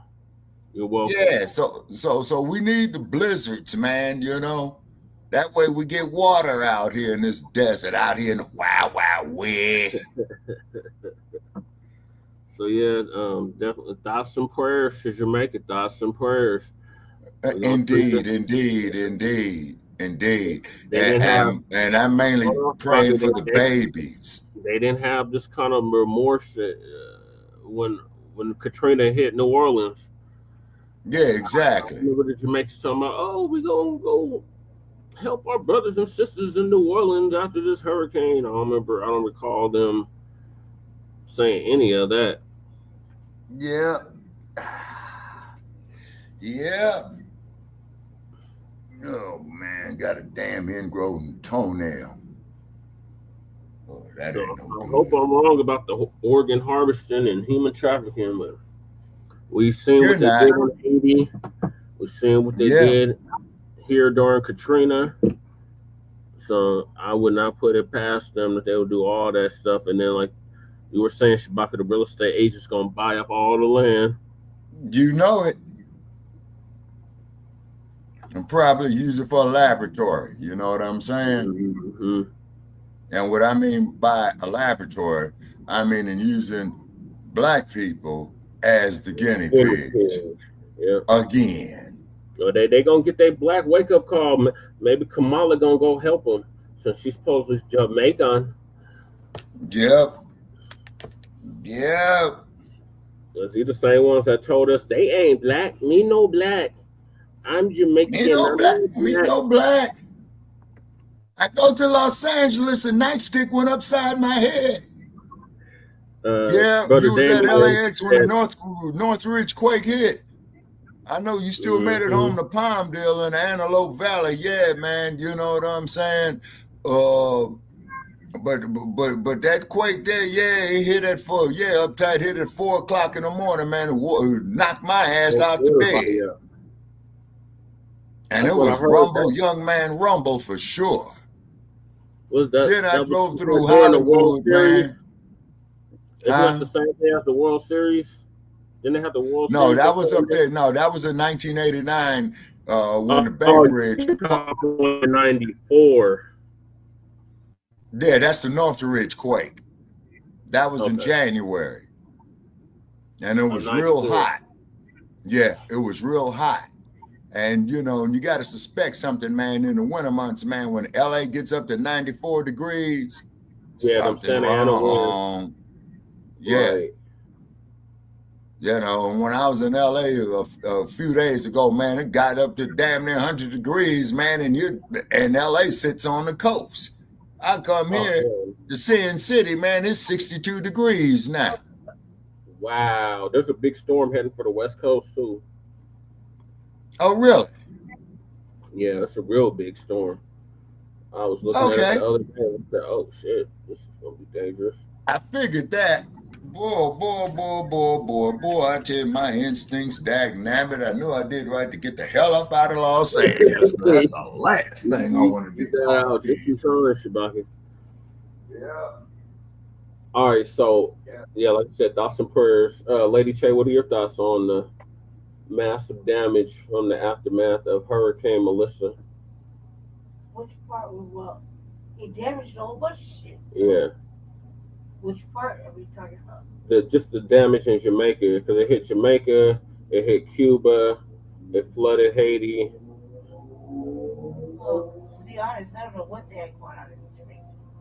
All I see is touristy spots. Yeah, all the touristy spots got wiped out. Well, it looks like to figure out a way to rebuild. But lucky that there still is a Jamaica, considering all the shit you were talking. Shit. It's like say bye bye Jamaica. Yeah, you can see from the aerial footage bye bye Jamaica. And so this man is going to take him at least 25, 30 years, man, to recover off of that. You're away from the computer. Oh, okay. I'm sorry. Yeah, I'm on the headset. I mean, on the Bluetooth. Yeah, it's going to take them maybe better 25 years, man, you know, for them to come back. All right, finish your thought, Lady Che. What I'm saying is that Jamaica, like all the other countries, will have to rebuild. The one that was very worrisome was what was going on in Haiti. Mm-hmm. You know what I mean? Because they already were at odds. Well, they still ain't recovered from that earthquake in 2010. So that's the real issue. It really is what's going on in Haiti. Everybody got touched with that Cuba, Dominican Republic, right? Yeah, they got flooding. I think it flooded in the Dominican Republic. It didn't make a direct hit on them, though. Right. It made a direct hit on Jamaica and Cuba. It's over now, right? Yeah, it's just past Bermuda. It's about to submerge with a front. So yeah, it's over. Yeah, that's over. I want to talk about how long it took for it to get like that. Like, you're saying that's the biggest hurricane system in our time or something. Yeah, it's tied for the strongest to make landfall in the Atlantic. So we got to really ask ourselves what the fuck is really going on with whatever we're doing with climate to create such a humongous ass hurricane. Well, the weather people, the weathermen and women were complaining. Were worried about a storm getting in the Caribbean because the water was so warm, and they worst fear was realized. And there's also talks that HARP has something to do with this too.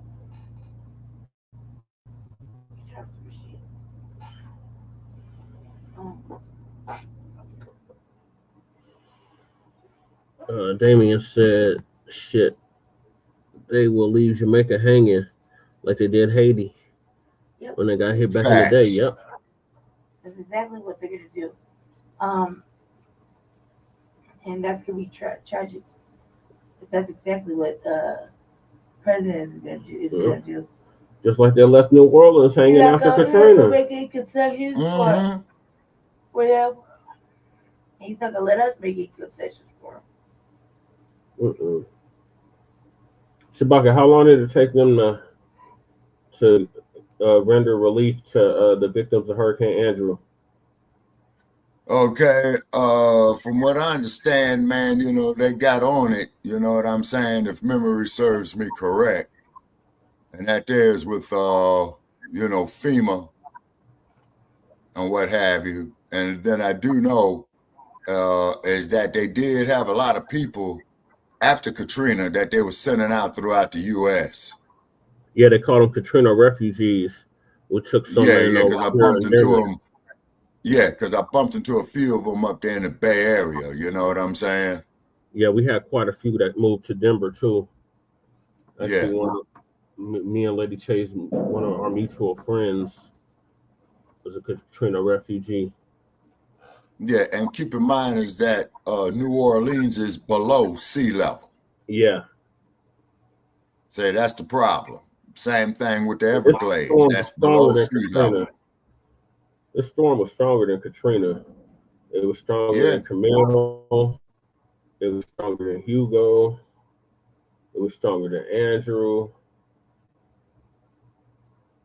The only storm that wasn't stronger than the Labor Day hurricane. Yeah. Yeah. And that hit in 1935 during the Dust Bowl. Okay, yeah, down there in Oklahoma where they had the boll weevil. And No, that was then down in Florida, Shabaka. That was down in okay, Florida.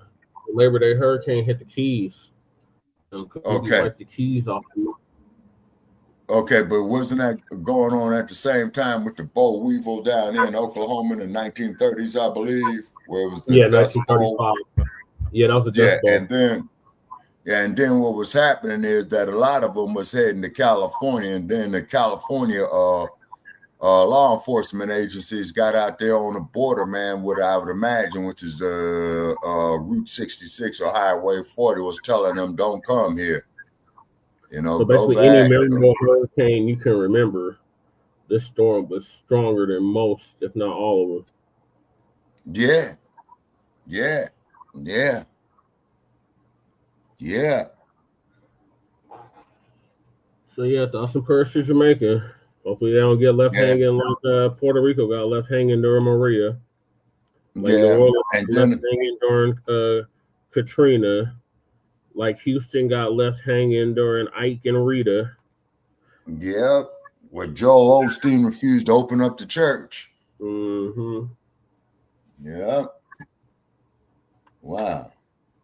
All right. So our next subject is you were saying, Brother Che, about Sonya Massey. Oh yeah, Sonya Massey, yeah. So our RIP to our sister Sonya Massey. Her killer was found guilty of second-degree murder, which is complete bullshit. Exactly. Could have been first-degree. Second degree instead of first degree. Now, as we all know, and correct me on this here, Brother Che, first degree is full intent. Second degree is like an accident.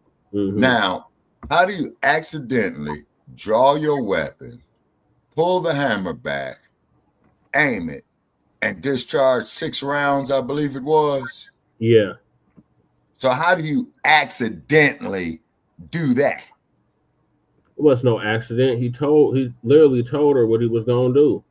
He said, I'm gonna that's precisely my point. Yeah. After she called him and his partner for help. Yeah, like you said, Brother Che, the police are not obligated to protect you. They evolved from slave patrollers. That's why they are policy enforcers. Yeah. That's the press conference. I had another video.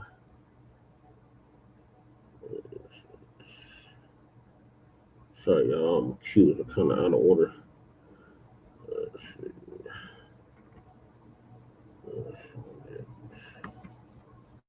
I guess I'll play the press conference.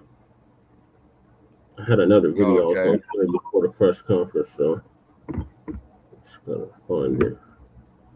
I see Tesla stock went up. Mm-hmm. You know, I got a little notation here about the stock market. See them ugly ass cars everywhere now. Man, yeah, them damn things are environmental hazard.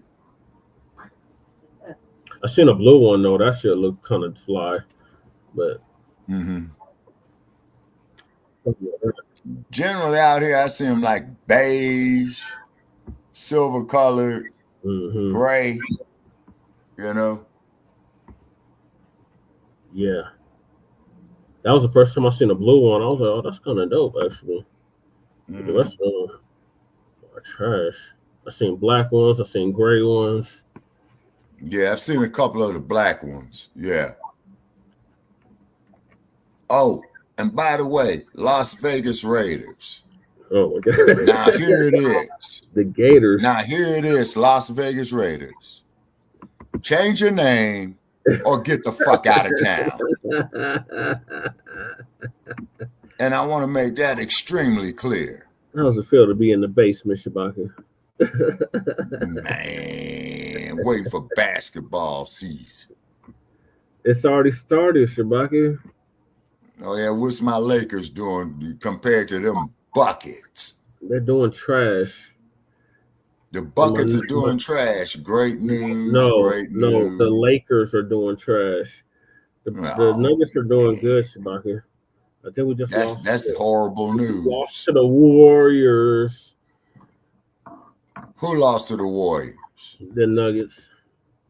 That's great news because I like the Warriors too. Warriors, come out to play at home in like a week. So I told Jay Miller to enjoy it while it lasts. All right, I guess I'll just play the press conference. I had another video queued up, but so this is the press conference. Okay, I'm gonna mute myself because I know this is. Yeah, I'm gonna mute myself because I know this is gonna piss me off. Okay. Sean Grayson found guilty of murder of Sonya Massey. Good afternoon, everybody. Thank you so much for being here, and you also paying homage and justice to Sonya Massey. Yeah, he'll only get 20 years. Before I begin with some remarks, it's undoubtedly that I have to thank some very, very important people who are not here at this microphone, who have played such an integral part in the representation of this fine and great family with the storied history in Sangamon County. First of all, it goes without saying, it's the Massey family. You look at this strength and show of support from everybody, the community, the family, the Hebrew Israelites, the activists. Thank you so much. It was a tremendous show of force, and we are so grateful. Secondly, the fiercest defender of civil rights in this country that I know, my brother, Benjamin Crump. Thank you, Ben, for everything that you do. Not only that ambulance chasing Crump. As soon as I heard Ben Crump, I was like, "Oh shit, the fix is in." Yeah, with his ambulance chasing ass. So you already know what the family's gonna get to saying. Forgive, forgive, forgive. Yeah, exactly. Every time they kill us, man, country and defending people, they always want us to forgive. Rights. The Sangamon County State's Attorney's Office. Wow. They delivered the message to this jury, and their message is the one that the jury said, "We rebuke you, Sean Grayson." Yes. That's what they said today. This second-degree murder charge, make no mistake, Sean Grayson is convicted of murder. He is a murderer now. This is not the exact outcome the family was looking for. They wanted first-degree murder. And when you boil this case down, it comes down to 4 words. Was Donna a threat? Sonya. Was Sonya a threat? The unequivocal answer is no. She was not a threat. She was never a threat. And that's what was proven in this court. The difference is that the jury found that there was some issue of self-defense. But his self-defense was not found to be reasonable, and that's the difference between the first and second-degree murder. Sean Grayson, we disagree with this. He had the cover of that counter in between him and Sonya. He had the power of a gun. He had the strength of a badge and a shield. And what did he do with that strength and power? He told Sonya, who was holding a pot, "I am going to shoot you in the face." That, ladies and gentlemen, is indicia of intent. And he carried out his intent. And he shot her exactly where he said he was going to. Not anywhere else, but right in the face.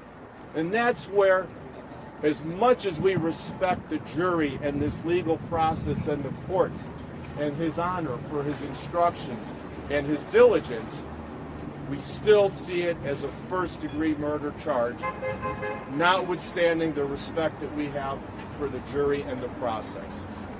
Sean Grayson had cover. Sonya, 110 pounds in a nightgown, a foot shorter than Sean Grayson. God knows how much less she weighed, did not have cover. All she had was a pot of water, and she thanked Sean Grayson before he came in the house for watching out over her home. This was not just a random attack. He knew what he was going to do before he did it. He had the requisite intent. We have some speakers today.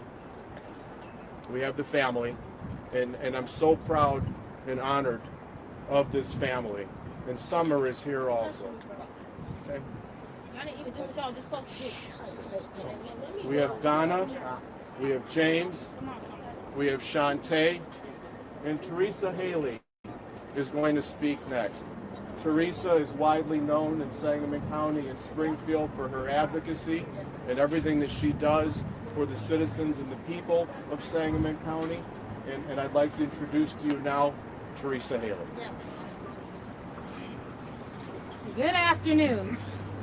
Today is a painful day for me and people who look like me, especially Black females. As I said in Chicago, we can't call the police and feel safe in our own homes. That's what Sonya did. She called for help, you all. Yes. And she was murdered in her own home. This verdict was long overdue. It is not the verdict that we wanted. But he will pay. Yes. God will provide. Cancer didn't strike his body just to strike his body. He will pay.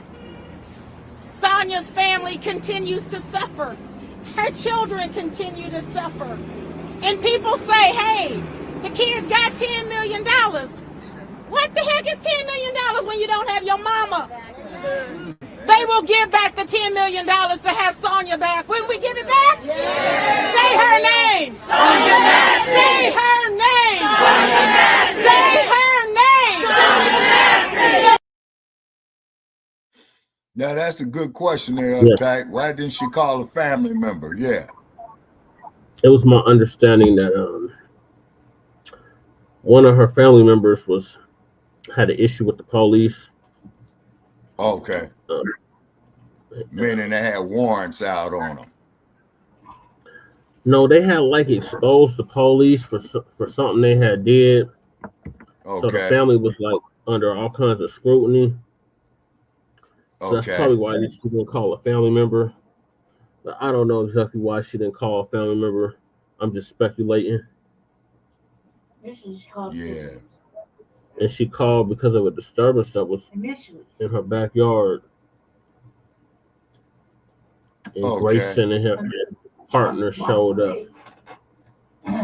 Yeah, there was gunshots in the area. Lots of ways. Yeah. Yes, say her name, Sonya Massey. That's right.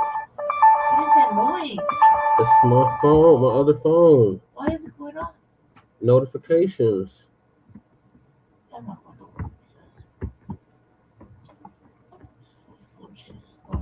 What we need to do back in Sangamon County, the home of the 1908 race riots, the home where President Obama announced that he was running for president, we have to continue to fight to change the laws. Because there's no justice. It's just us.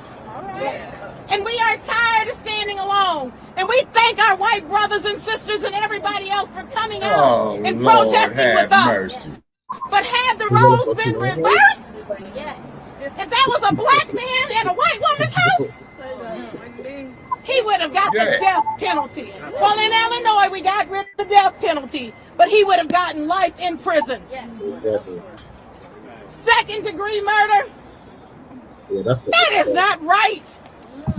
That is not justice for anybody's family, regardless of who you are and where you come from.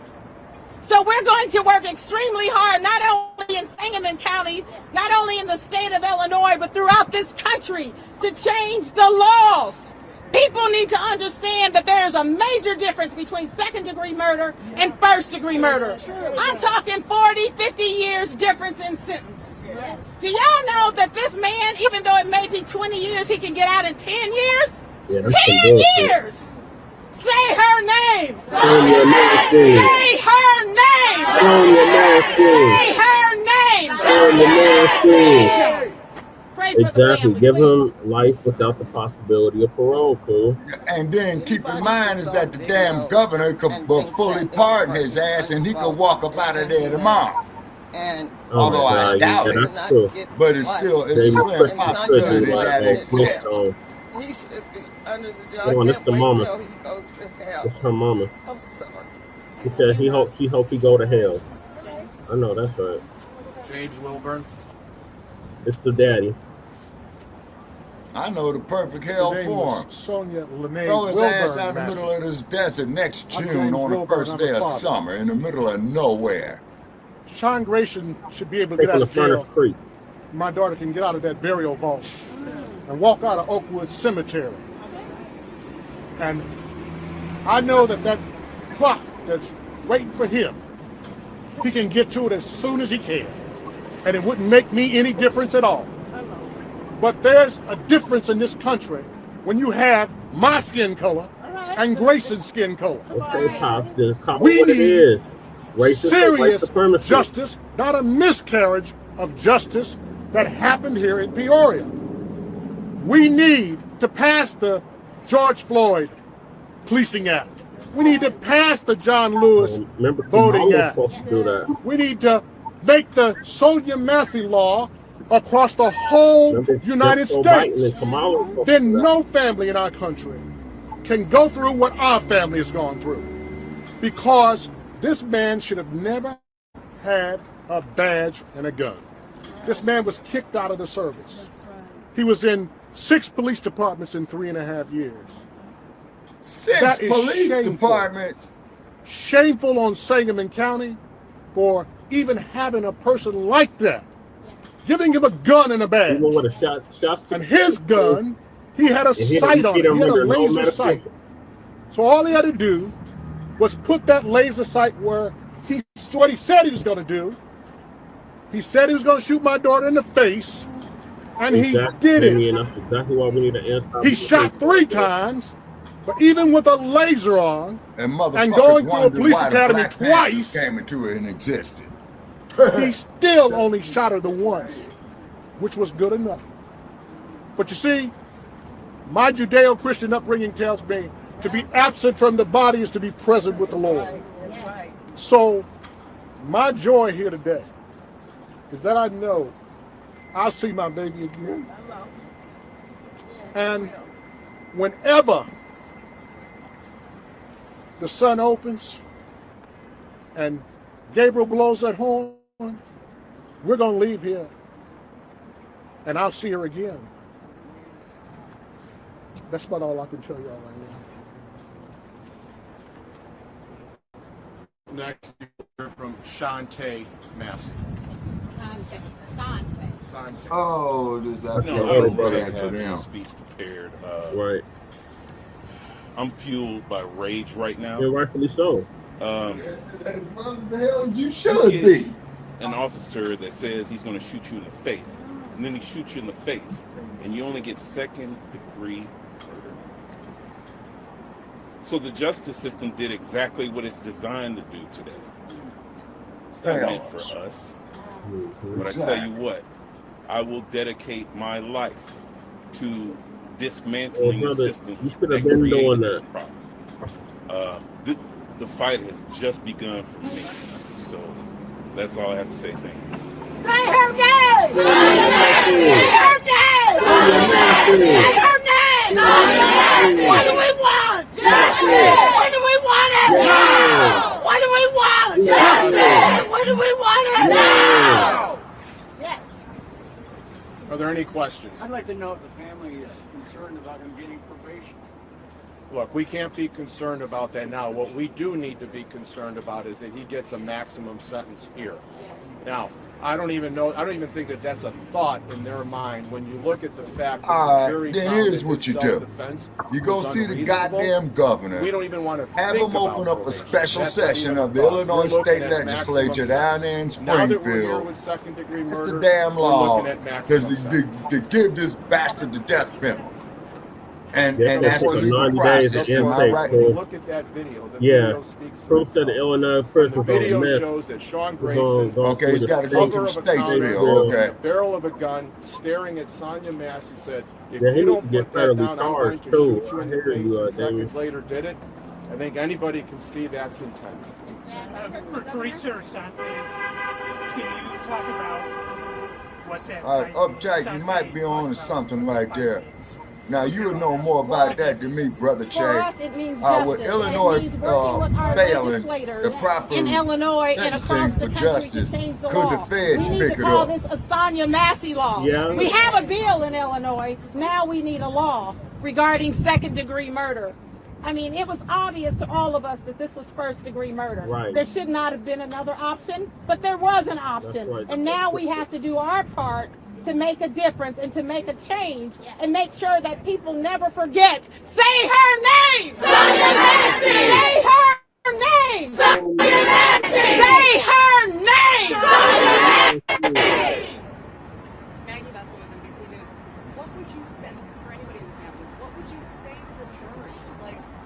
I'm on that jury, though.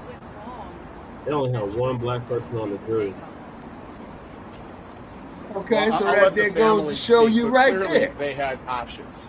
They had options here. They had first-degree murder, second-degree murder, and then, of course, the unthinkable. And there was some sort of discussion. There was a fight. I'm not saying a physical fight, but there was some sort of fight as to what it should be. So we don't know what that was. Was there a fight between first and second? Was there a fight between second and something else? We don't know. But ultimately, they settled upon second degree, and we know they deliberated, 11 to almost 12 hours with a week's worth of testimony. That's significant. So there was a lot of discussion in that jury room. James, Donna? Anybody in the family, what would you say to that? I think that we have to, seriously, because Illinois has been a forerunner with the Sonya Massey bill. But we found out as a family we need to take it further. We have a legislature here in Illinois who is ripe for the kind of change that should go across the whole United States. And we saw today that there is such a various difference between first degree and second degree. There was no doubt in any of our minds that this was first degree murder. Right. I'm sure there's no doubt in Sean Grayson's mind. But his attorneys were skillful enough that they threw crap against the wall. They said that my daughter was the aggressor. And you give me a 9mm with a laser on it and a pot, I'll take the 9mm any day. That's what Sean Grayson had. I don't know why he was such an evil person. But my daughter said, I rebuke you in the name of Jesus. Yeah. And see, we believe in Jesus. We do.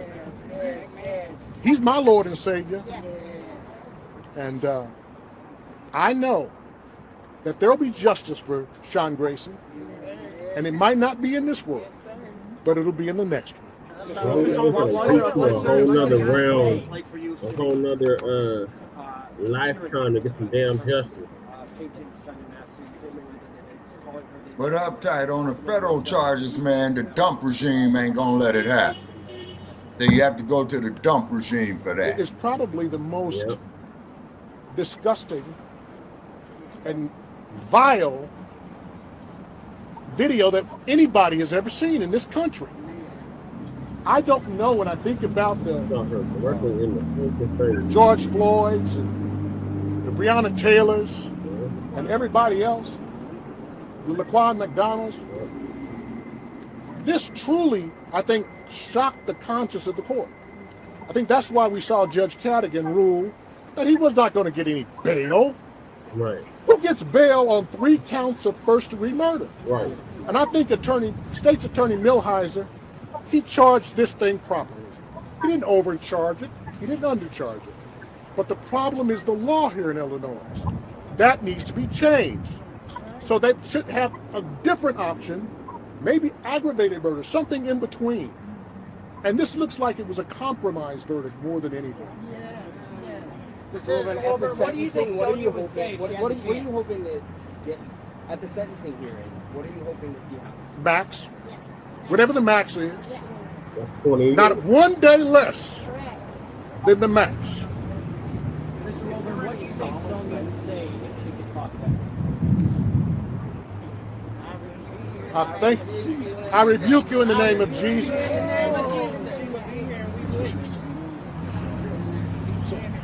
Sonya is the reason why we're here.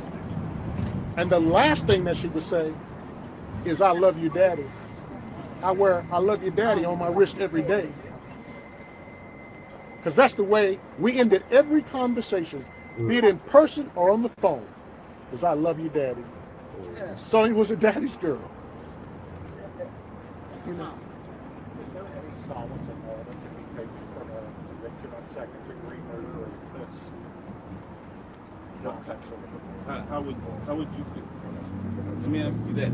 How would you feel if your child was shot in the face, right, and they came back with a second-degree murder conviction? Anybody out here, I can ask the same thing, and you'll say the same thing.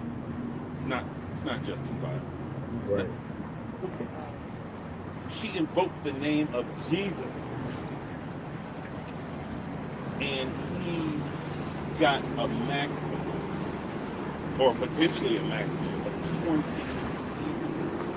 I like the brother spirit. But that's not justice. That majority. Richard Pryor said a long time ago, when you go down to a courthouse in this country, you find just us. Just us. That's poor white people, poor black people, poor brown people. There is a thing, it's called white privilege. And if you don't realize it, I'm telling you today, there is white privilege. And that's what this jury verdict came out today. It's all about white privilege. Yeah, white supremacy. Attorney, is there anything we could do to change legislation? What did she mean by it? I mean, I can only speak to what I know. I know that I saw my little sister in fear. Now, what I can say is, in this country, what gets dismissed as a mental health episode in my community is just simple fear. Yeah, so we see things if there was a Jesus, then the Bisco would be deleted. We say that we are afraid. Then, the other side says, but they have a mental health issue. Yeah, general population, make them walk the concrete like the rest of us. She exactly was trying to lighten the mood. Well, you know, his life is at risk. I talk to Sonya every day. Don't people realize that everybody's I life is at risk in jail? De-escalate, right. Contrary to what the experts on the defensive side said, she tried to in jail. Yeah. Situation. Is there any kind of way we can change? Maybe he'll get poked up like Shaman did. Sure that we have more balance. Can only hope. Yeah. This was definitely an imbalance. We only had one African American. You're right, crew. Actually, the bastard used the death penalty. Is there any legislation? See, there was only one black person on that jury. We have a balanced jury. So let me say first that a lot of the bills and the laws white women. See, that's the throwback to the O.J. Simpson case in L.A. Which Governor Pritzker signed into law in August of this year. That is on the books. Now we know that that's his not life enough should be at risk, because right? there is such a big gap between the sentencing between the second degree and the first degree murder charge that we need aggravated murder. We need, because this was an aggravated murder by anyone's definition, if not a first degree murder. There was no mitigating circumstance. So we need that. There's no way in Now, to hell this answer should have been a second degree murder case. It's supposed to be a jury of your peers. That is the right that we have in a civil and a criminal courtroom, a jury of your peers. I don't know that that was a jury of Sonya's peers. Was it a jury of Grayson's peers? Yes. It was overwhelming, right? It was overwhelming, and who knows the thought process that went into that jury room to achieve this verdict. Now, are there laws? There are ways to combat imbalanced juries. And as an attorney, we try and employ those tactics whenever we can to ensure fairness, because that's what this is supposed to be about. Fairness and accountability and principles. And we stand on our belief that it should have been first degree murder, but we are grateful that there's a conviction of murder here. Now, yeah, because they could have made it manslaughter. Yeah. All right, why don't we take one more question? Let me say thank you to John. So go ahead. Yes. I just want to say thank you to John Milheiser, the state's attorney in Sangamon County. No, that's exactly what it is. I jokingly say he's my favorite Republican. But I think we need to cross aisles now. I can tell you that John Milheiser did a yeoman's job, and I think he heartily approved that this was first-degree murder. in anybody's mind. We didn't get what we wanted today, and I think that was a serious miscarriage of justice. Right. But Sean Grayson will get his. He'll get his. Thank you, Mary Beth Rogers. You did a great job. Thank you, Sheriff here in Peoria, Chris. Your men did a great job of providing protection for us while we were here. All of you people. I think I just love the people in Illinois because Illinois is the first state in the country that passed the Sonya Massey law. But I guarantee you, it will not be the last. Our lawyers, it's not their fault that he got second degree. They fought real hard, and I thank all our lawyers because they're not in the jury. All right, then they should be forfeiting their fees. They did a great job, and I appreciate them. And there's a few other things I want to say, but I can't think right now. And I really thank you guys for coming out. Exactly, David. And I pray that Sean Grayson gets his just reward. That's how we're going to end this. Yeah, another Sean. Thank you so much. Thank you.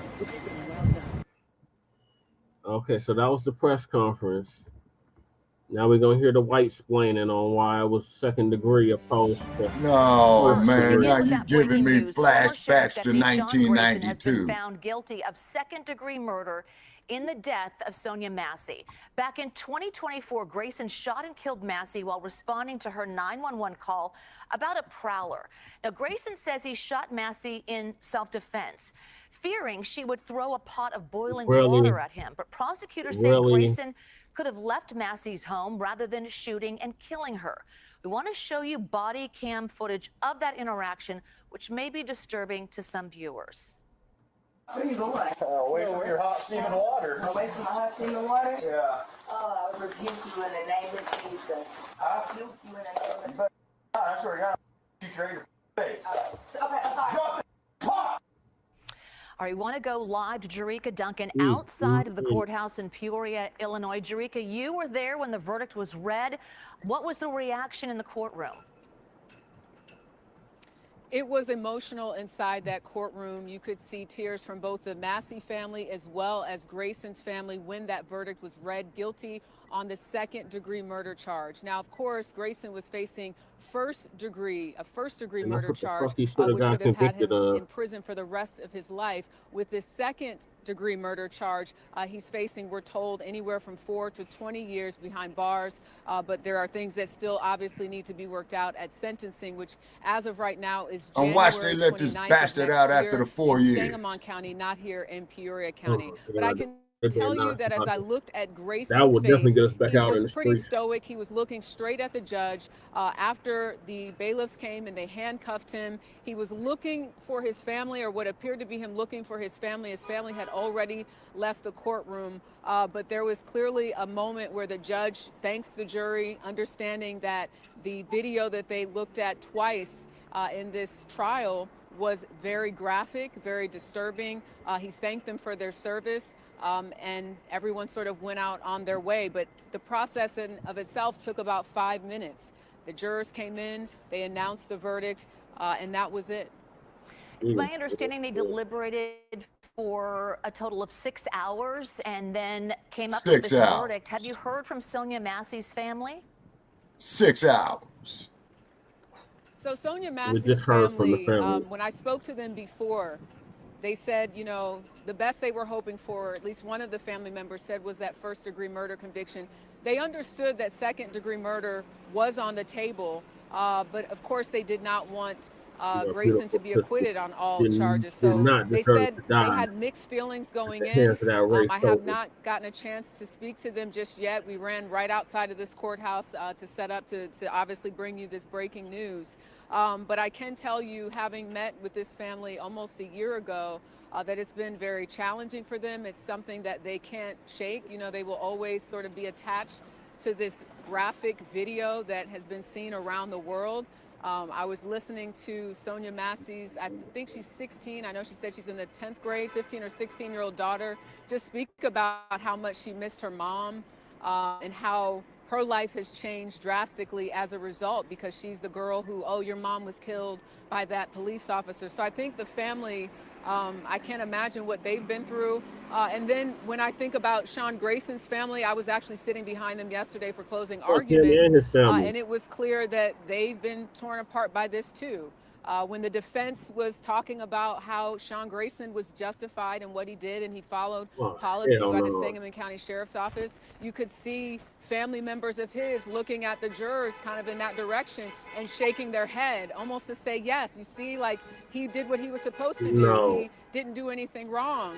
When the defense attorney mentioned that it was Sonya Massey who sort of escalated the situation, were the words that the defense attorney used, you could see again Grayson's family shaking their head like, yes, if there wasn't a pot involved, and I guess in their opinion, their family member, Sean Grayson, did not feel threatened, none of this would have happened. But of course, the prosecution sees this completely different and said that this has to do with someone who, in the words of the prosecutor, was a bully, they said, who didn't like not being in control and did not respond the way that he should have in a case like that. Exactly, so you ain't heard nothing families from the that have obviously Congressional been Code torn Caucus apart by this tragedy, but there will be a sentencing, which is the next step in this. We don't know yet if there's any plans to appeal this verdict, which sometimes you see, but there will be a sentencing in January.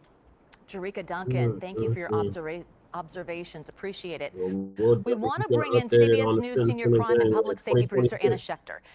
Anna, let's talk about this. Grayson not guilty of first-degree murder, but guilty of second-degree murder. So what does that verdict tell you?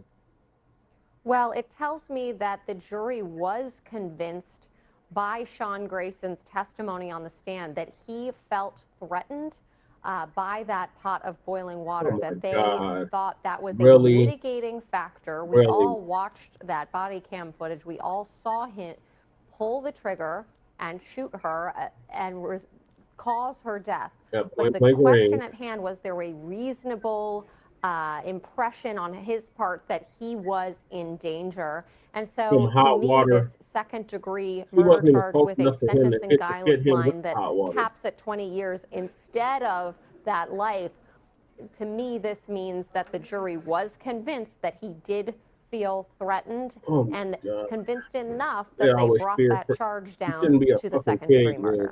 Grayson testified, as you mentioned. Do you think that helped him? I do think that it helped him. I think that the body camera video was so damning. It was actually, it shocked the entire country. That video went viral even outside of this country. It ripped apart the community. It caused new training to be implemented at the Sangamon County Sheriff's Office, a review, a bill that was signed into law in Illinois. So that was all in the prosecution's favor. So him taking the stand and testifying to his state of mind, even if he didn't do a perfect job, at one point he started talking about using a taser, and he thought that the taser darts might not get through her clothing, and that's why he fired the gun. When I was seeing that, I didn't know how a jury would react to that, but clearly it worked. Now, of course, it is rare for a law enforcement official to be convicted of something like this, of second-degree murder. So, you know, he didn't get off, but certainly that sentencing guideline is significantly lower than the first-degree murder. Anna Schechter. Anna, thank you. No, thank you. The hell with your wife's planning. We have breaking news from Peoria, Illinois, where a verdict has been reached in the trial of a former Illinois sheriff deputy charged with first-degree murder of 36-year-old Sonya Massey. Sean Grayson was convicted of second-degree murder in connection with the July 2024 incident. Sentencing will be January 29th. Now, Grayson testified in his own defense, which can be rare in a murder case. He said he feared for his life and shot Massey in self-defense. This is a live look right now outside the courthouse. I want to show you body camera video that was very essential to this case. Prosecutors saying, no, Grayson fired prematurely and that Massey did not pose an immediate threat. This is that video we're talking about. Massey, a 36-year-old mother, had called 911 to report a suspected prowler outside her home. Deputies showed up. This incident escalates, involving a pot of boiling water on her stove. Grayson had asked her to move it. She had said, "I rebuke you in the name of Jesus." And there were expletives flying, and he had basically said, "I'm going to shoot you." She had cowered and said sorry. And again, this was crucial to the case here. I want to go ahead and bring in Anna Schechter. She is the senior coordinating producer for our Crime and Public Safety Unit. So Anna, I've sort of laid out this. You and your unit also have taken a deep dive into the Sangamon County Sheriff's Office. But go ahead and just tell us what you're learning here about this case and this verdict. Well, we were looking at 3 counts of first-degree murder, and it was only a day ago that we learned that actually 2 days ago, right before jury deliberation began, that the jury could actually consider second-degree murder if mitigating factors led them to believe, yes, he did murder her, but he had a reasonable defense in that he feared for his life. So that was actually new and came late in the game. We learned right before jury deliberation that that was possible. And we just in that is in fact what the jury came down with, second-degree murder charges. Why is that important? Sentencing guidelines are completely different. He could face up to 20 years in prison instead of up to life in prison, 45 to life. And so the other deputy who was on scene with him that they also testified and had actually said he didn't feel threatened. He only drew his weapon when Grayson did, although initially I believe he did tell investigators he felt threatened because he was afraid he would also be criminally charged in this. But again, going back to those mitigating circumstances, is that what the jury could have foreseen in terms of Grayson's testimony saying, yeah, he was a co-conspirator. Yeah, he was co-conspirator. Cut the camera. You know, effed up, cut the camera. Remember, we covered this extensively when it first happened. Yeah. So I don't know how all that was left out of the damn court proceedings. Well, that's just it, too, Brother Che. That's why they call kangaroo courts. Appeared under the influence of something. She appeared scatterbrained. He feared for his life. He feared that she would somehow throw the scalding water on him. Yeah, exactly. And so is that a possible mitigating factor that jurors were allowed to consider? For sure, that is the mitigating factor that is central to this. And in fact, the defense played that body cam, which a lot of our viewers and legal experts thought was really in favor of the prosecution. But the defense used it to lean into their argument that he felt that there was an imminent threat. And we also went into this question during his time on the stand of he didn't use a taser because he was worried that it wouldn't get through her clothing, because that's kind of how it works. A taser dart actually attaches to the skin. So that was part of his defense. And that's why he used the gun. I was unsure if that was going to work on the jury. Like, really, you had that time? But clearly that pot of boiling water, and what his defense said is that turn the pot off. She raised the pot of boiling water. Now that is a question. She did not prosecutor said no, she was literally crouching down and saying sorry. Right, exactly, because she's like, I got a pot boiling on the stove. Can I go turn it down? And he said, yeah. And he brought up the pot. Yes. Yeah, he said, get the pot. You got a pot over there. You need to go turn that off. And she went to go turn it off, and she crouched down. And she said, I rebuke you in the name of Jesus. And he shot her in the fucking face. In the name of Jesus. So all of this same material was used by both sides. And this is really a win for Team Grayson because first-degree murder, he had a big hurdle to overcome with that very damning body cam footage where everyone saw him pull the trigger. You raised the issue of his partner who was there. I mean, that was a star witness for the prosecution, that when he said on the stand that Massey did nothing and said nothing that made this partner perceive her as a threat, I mean, that put all the onus on Grayson. So they really had a major hurdle to overcome. And so, convincing the jury that it was second-degree murder did that. And prosecutors were trying for first-degree murder. They pointed out that Grayson threatened to shoot Massey in the face right before he actually did. But jurors did ask Tuesday after closing arguments to rewatch body camera footage. They also asked today to see Grayson's previous employment and training history. What does that tell you? Well, that is a really interesting point. In fact, CBS News, our team FOIA'd immediately. As soon as this became public, we knew that he had cycled through 6 different law enforcement agencies in 4 years, that there had been accusations in his file of bullying, abusive behavior, kind of intimidating behavior in one case, been and then aggravating also misusing his factors. position in There's been another no mitigating case factors to intimidate someone related to his family who had children, just inappropriate behavior. And then a third thing, which was the most damning, which we have the dash cam video of him driving over 100 miles an hour in a car chase, and he actually hit a deer and was uninjured, but this kind of reckless behavior.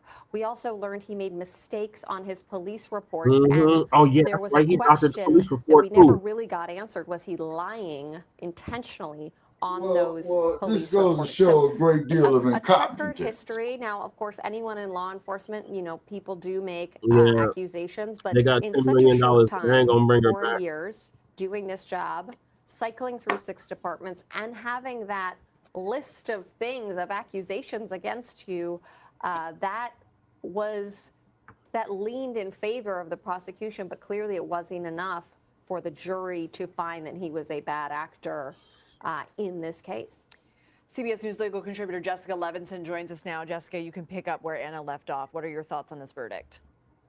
So my thoughts are that there was a lot going for the prosecution in this case, and that's why I think we do see that conviction. But there was a defense here that Grayson, at least himself, believed that he was acting in self-defense.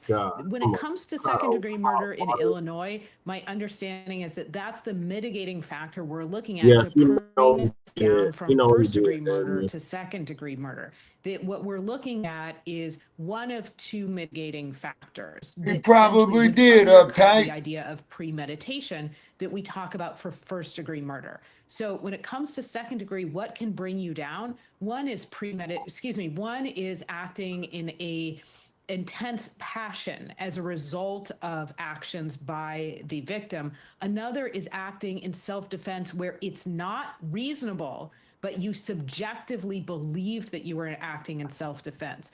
And given what we've heard over the trial, I think that's where we see the jury ultimately land here, is that they do think that there should be punishment. They do think that it is murder, but not enough. But that they did feel that there was that mitigating circumstance, There was no mitigating based on the other evidence that the defense presented. Jessica and Anna, stand by if you can. I do want to go to CBS News correspondent and Weekend Evening News anchor Jerika Duncan. Jerika, you're outside the courthouse in Peoria. You were inside. Tell us what you know. Yeah, just about 20 minutes ago, the judge gathered us all in the courtroom, and he said, we have a verdict. Then the jurors came in, and they simply said, or he read the verdict, which was guilty of second-degree murder. I immediately looked at the families of Grayson as well as Massey. Massey's family was sort of stoic. I think in speaking to some of them beforehand, we're hoping for the most serious charge in terms of the conviction, which is that first-degree murder.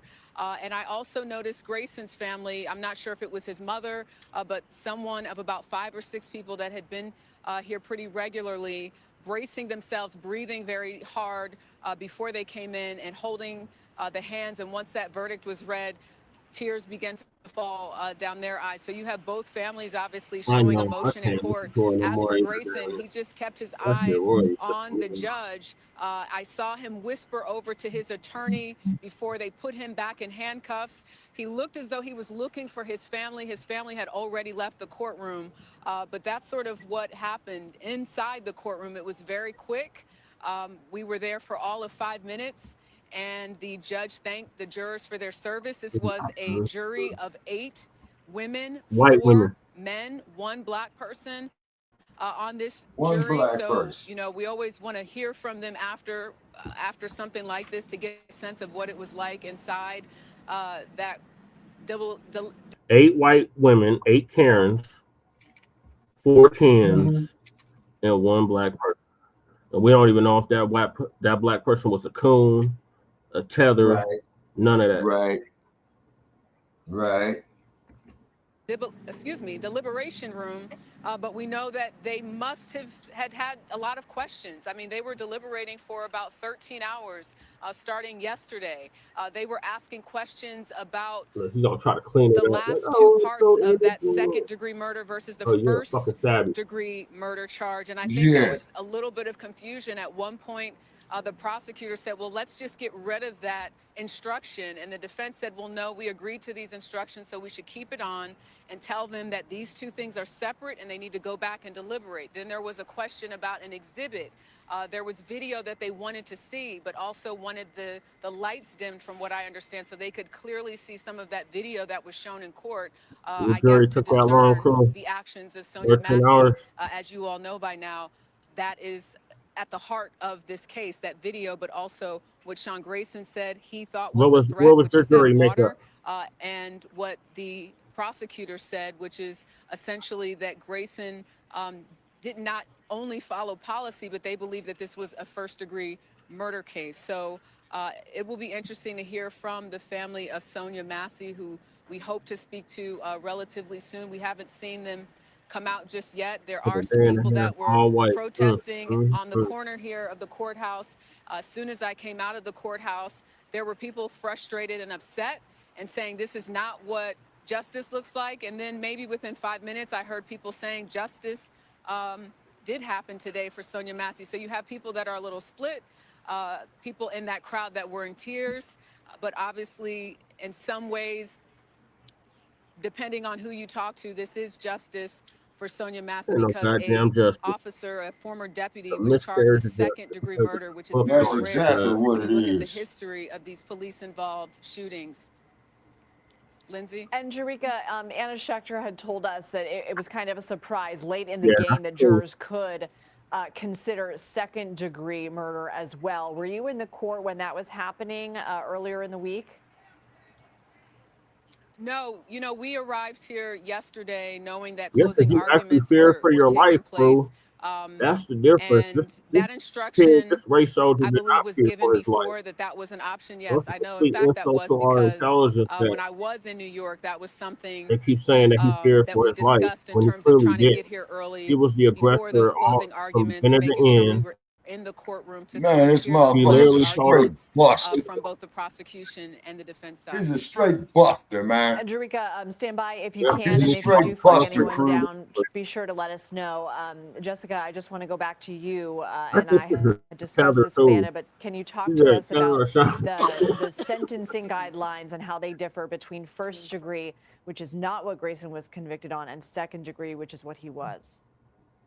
So my understanding under Illinois law, of course, we're talking about we state law, shall is that there's actually the possibility, although I think it's overcome. remote, of no jail time, that there's no mandatory minimum Oh, in they this offer case. third degree to you? When it came to That would've first been degree manslaughter. murder, you're looking at a potential life sentence. I think when it comes to second degree murder, what we're going to see 13 is, years. I'm guessing and speculating that a judge will look and say that there is certainly prison time that is appropriate in this case. Hell yeah. But it may not be. And had that motherfucker walk the concrete with the general statute here, population. which is to say that Like the we've all difference done. of going from first Right. degree murder, which was But no, he charged, gonna go to to- this you know he lesser going to PC. included offense of second degree Oh, murder. yeah. I know you talked about the, surprise by some that you were able to find guilt on a lesser included charge, that this is a difference when it comes to sentencing. I mean, again, we're talking about, I understand the possibility of no jail time. I do not think that is a probability at all. Back to Anna Schechter here with me in studio. As I mentioned, you and your unit have done a deep dive into the Sangamon County Sheriff's Office. Have there been any changes made since the shooting? Well, there have. They implemented a series of 13 trainings, years. retraining That's how it officers goes. on use of All force, right. on They're gonna de-escalation, give him which 13 is years the in core of prison, this case and the as rest he's well. gonna have to serve at home. Methods to de-escalate.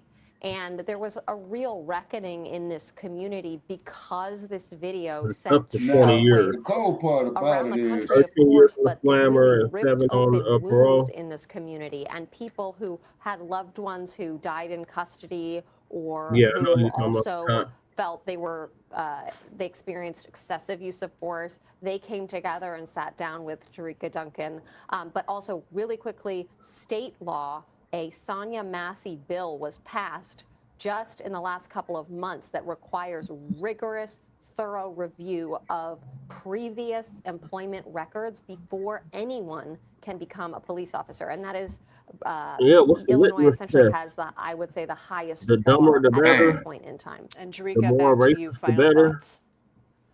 But that's all they Yeah, I hire know is there race was a soldiers. lot of Ain't discussion no goddamn regarding the police. amount They of race time, soldiers. and I just want to also note, while we focus on second-degree murder, the jury also found that he personally discharged a firearm and killed Massey, so I believe that will be taken into consideration as well. With that sentencing, we were told 4 to 20 years on the second-degree murder charge in the state of Illinois, but that will be determined at sentencing, which right now is...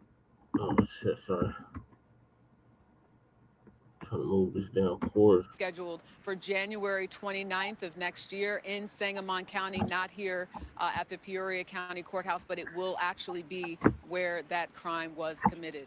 My thanks to Jarika Duncan, Jessica Levinson, and The Anna Rika Duncan's Schechter a for help goddamn with this telly. coverage on breaking news. And more to come in the next hour of CBS News 24/7. Much more on the verdict Okay, I had enough of in that. this trial. Yeah, man, this shit's turning my stomach, man. And it's pissing me off. R.I.P. to Sonya Massey. Thoughts and prayers to her friends and family. Condolences to her friends and family. They got $10 million settlement. That's not gonna bring the sister back. Right. It's something. They usually don't even give out that, especially the state of Illinois. I don't even think McCall McDonald's family got that. Yeah, and then the fact they're gonna structure the payment. You know they are, and you know Trump got at least a one of lump that. sum. You know why it's not going to be one lump sum? Because they don't want nobody in their family coming up with some business ideas. You see, developing a key industry that could be a leverage against these rogue cops. The brother said he's gonna fight against the system, but he's already been fighting against the system, brother. We at war. We've been telling y'all since our inception. We are at war. This is another prime example of we are at war. Exactly. Okay, what's going on with Ibrahim Traore? Is that the next topic, Shabaka? Yes, sir. Okay. I know you've been waiting on that. Let me find the cue for that. Yeah, well, like me and Jay Dizzle said, we hope he was doing the right thing. Let me double check, because I thought I had one more topic before that.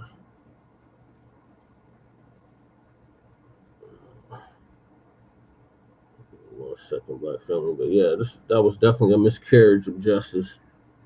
Mm-hmm. It really was. Breeze is on. Shout out to Breeze on Omega. But you see, you got to thank the integrationalists for this type of shit. I hate to say.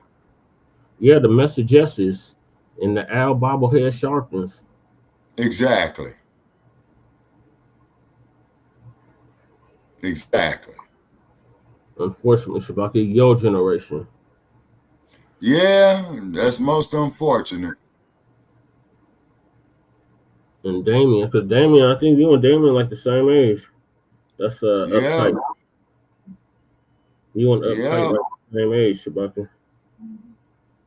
Yep.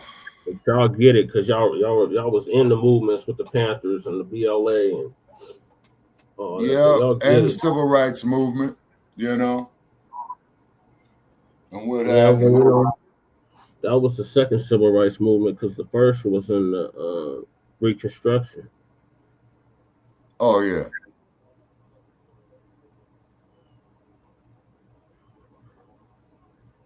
All right.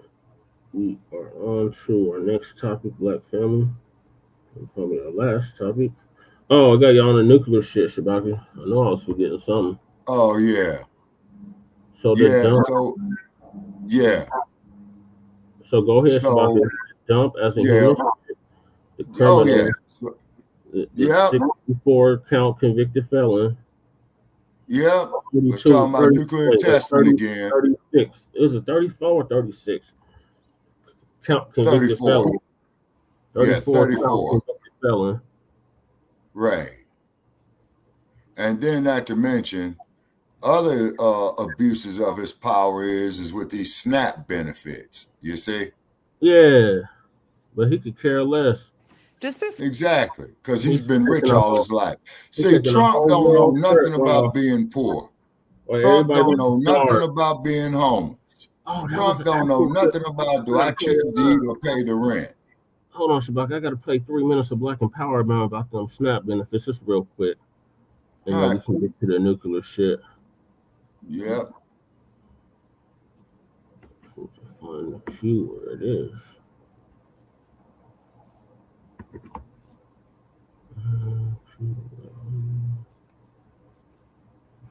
No,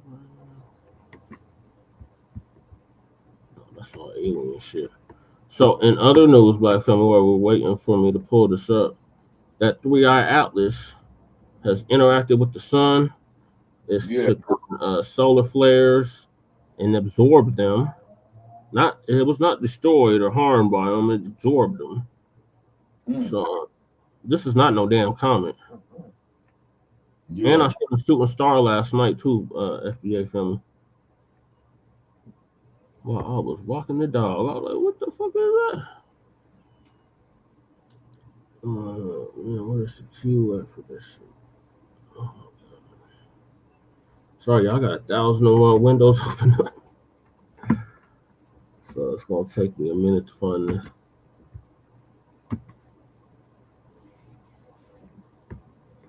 Few minutes. I'm just typing in. So what are your thoughts on that, Shabaka? Okay, what in particular? The 3i Atlas. The 3-hour Atlas? The comet 3i Atlas. Oh yeah, the comet. Well, I'm going to let the story unfold.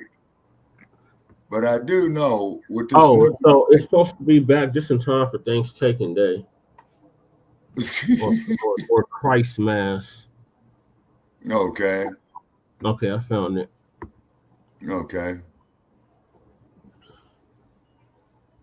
Shout out to 3 minutes of Black Empowerment. What's up, everybody? Get ready for your 3 minutes of Black Empowerment. SNAP runs out of money November 1st. States are figuring out how to feed millions of people. Senators scramble as SNAP benefits set to expire for first time ever. The gravity of this situation for white people alone might force the Democratic Party and the Republicans to strike a 2-minute to midnight deal. However, these are very uncertain times. With Trump, we can never guess what's happening. He might just let the entire SNAP program go to hell. One of the other issues is pay for the military. This Timothy Mellon guy, heir to the Mellon family fortune, he put up $130 million to fund the military, but that's not even going to put a dent in it. It costs $7 billion a month just to pay the soldiers alone. People are already saying that this Mellon goofball is on the Epstein list. Either way, this shutdown could get really nasty really fast. My main concern is that SNAP benefits ending could convince some brothers and sisters to want to make noise and get mixed up in these Democratic protests. We have been very much on code. In fact, I don't remember anyone in the new black media even having to announce not to show up at those last No King protests. We're at a point now where it seems like most black Americans finally got the memo. Every one of these rats' greatest fears are coming to life. Their greatest fear is black American unity because they all thrive when we're off balance. I think we should spend this time helping each other if we have to. If these SNAP benefits really get cut off, whites and Hispanics are going to rob those food banks blind. And they're going to get preferential treatment at the food banks too. Use your phone or grab a pen and paper to make a reminder to take some canned food or any kind of food to some place where black people can get it. That could be a black church or even a friend's house. Man, I ain't giving them damn jacklegs not one fucking dime. If anything, I go out there and buy it myself and disperse it. I ain't giving a jackleg shit. Something like that. Something you can help with. Find out where you can help another black person. I am am looking to raise $300 on my channel right now. I am going to purchase bags of rice and beans and give them to local FBAs. Well, you can help that out need them. Shabaka's Black This Experience and Cash that. App. Any brothers and sisters that capital. donate $5 or more will get an honorable mention on next week's broadcast. Remember, family, as soon as the government opens up, that House petition to release the Epstein files moves forward. This shutdown is about more than just health care. If this snap thing really kicks off, let's not leave our people to fend for themselves. Let's put our money where our mouth is. It does. It's kind of like when Steve Jobs got ousted from Apple. Eventually, they had to bring him back. Apple Computers is still pretty much stuck where Steve Jobs left it. Without him, they don't know where the hell they're going. Let's keep some control over our political message. And that political message is, we want our money and our freedoms, or we let this country go belly up. That's it. That's You're it. right, uptight. That's it. Couldn't I say it better myself? I think me and Lady Che told them something similar at City Council on Monday. They call themselves snitching on us, y'all. Wow, my. Because we told absolute the goddamn power truth. Corrupts. Y'all want us to suffer. No, we're gonna all suffer together. And we're gonna be a suffering America together. Question. Ask yourself this. Black family, please put it in the chat. With Trump doing what he's doing, with the SNAP benefits out there, if you saw a white person out there talking about they need money for food, would you give it to them? Hell to the no. I say, Pilgrim, why didn't you pull your pale ass up out of bootstraps? Yeah. I tell them, go talk to Trump.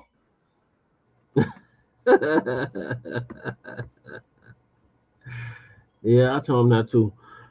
All right, so we on to the nuclear shit. So more white splaining from one of their females. Now, before you start that, Brother Che, do let it be known is that in the 1950s, okay, they used to have these nuclear tests above ground out there in the desert. Oh, that's what I wanted to tell you, Shabaka. Have you noticed any testing going on? Because I get your local news. Okay. I seen a video that they was doing something over there. Okay, I'm not aware of it, but I will check out the newspapers today. Okay. I do have the clip too, Shabaka. All right. For his big meeting with Chinese leader Xi Jinping yesterday, Donald Trump made, I guess you could call it a surprise announcement. Posting, quote, I have instructed the Department of War to start testing our nuclear weapons on an equal basis. That process will begin immediately. Thank you for your attention to this matter. There you go. Just a totally normal president talking about nuclear weapons in a totally normal way. What could go wrong? This announcement really came out of nowhere, and it's not even clear what kind of nuclear tests he means or why it's so urgent to do them now. And when reporters tried to get some clarity from the president, he only made things much more confusing. Oh, speeding up. They seem to all be nuclear testing. We have more nuclear weapons than anybody. We don't do testing. We've halted it many years ago. But with others doing testing, I think it's appropriate that we do also. Others are testing? Like who? We don't really have any idea what he's talking about because the other nuclear superpowers, Russia and China, have not detonated a live nuclear weapon since the 1990s. America itself has not detonated one since 1992, which is 33 years ago. So it's really unclear what exactly is motivating Donald Trump to do this right now, to put out that statement last night.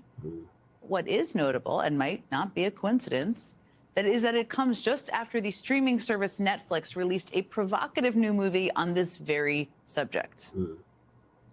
Stratcom is asking for launch instructions right now. I'm gonna need you to breathe. We're talking about hitting a bullet with a bullet. So it's a f***ing coin toss? That's what $50 billion buys? Get in the car and just start driving.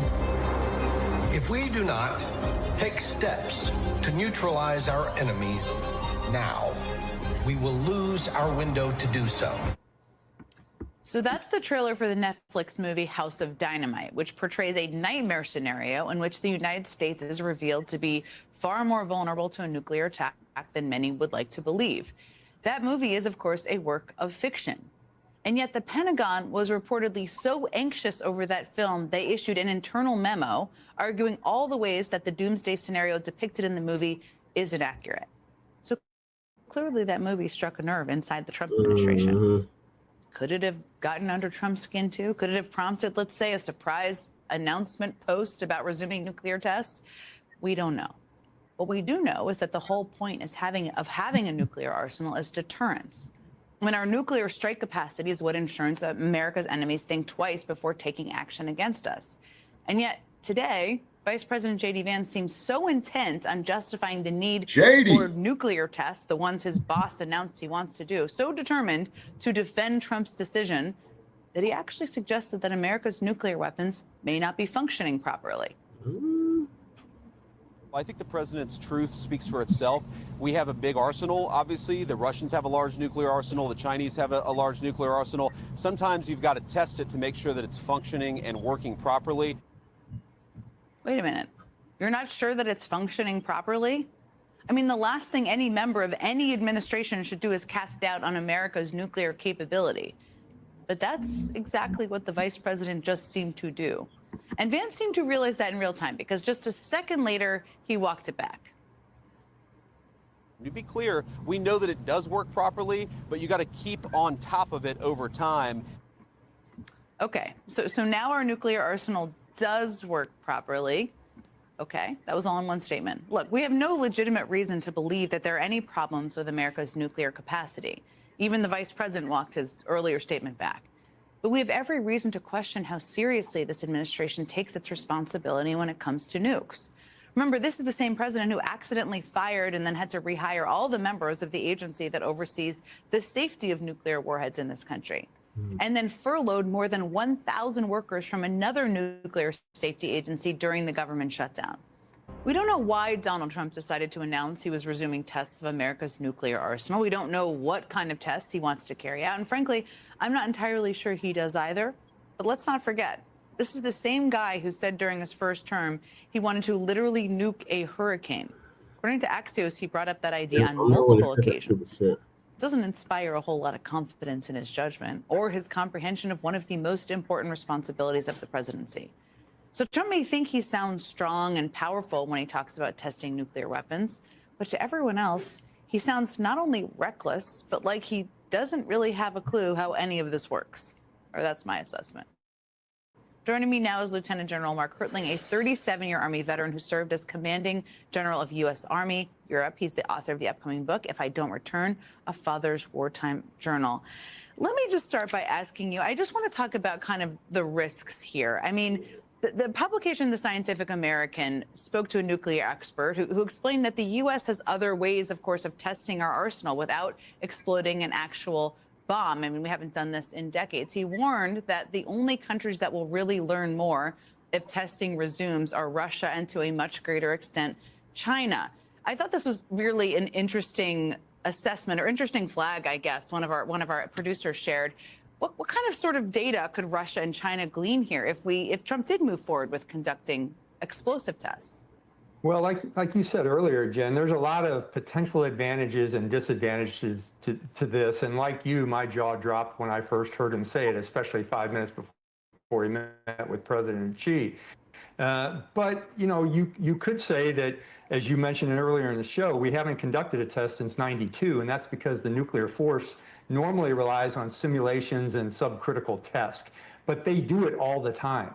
There is an aging fleet, as Vice President Vance implied, but not that old, and they're capable and accurate. But I think this movie has maybe caused some people to wonder exactly what the condition of the fleet is and how it would be executed. But to get to your question, a test would certainly trigger more reciprocal testing and arms buildup from places like Russia, China, India, Pakistan. I mean, name the nuclear power. And Russia has been threatening the use of nuclear weapons since 2022 when they invaded Crimea, or Ukraine.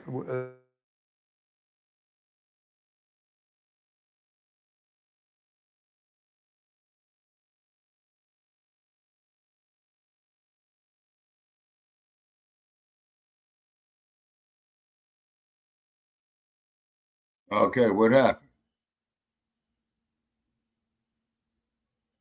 Brother Che.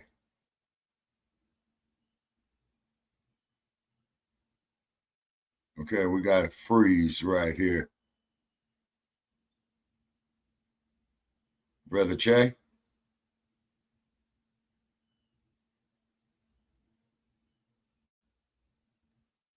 Okay. All right, ladies and gentlemen, it looks like we're having some technical difficulties. Okay. All righty, so I'm going to sign off. And everybody have a great day, because it's spooky day. Okay. All right, thanks for having me.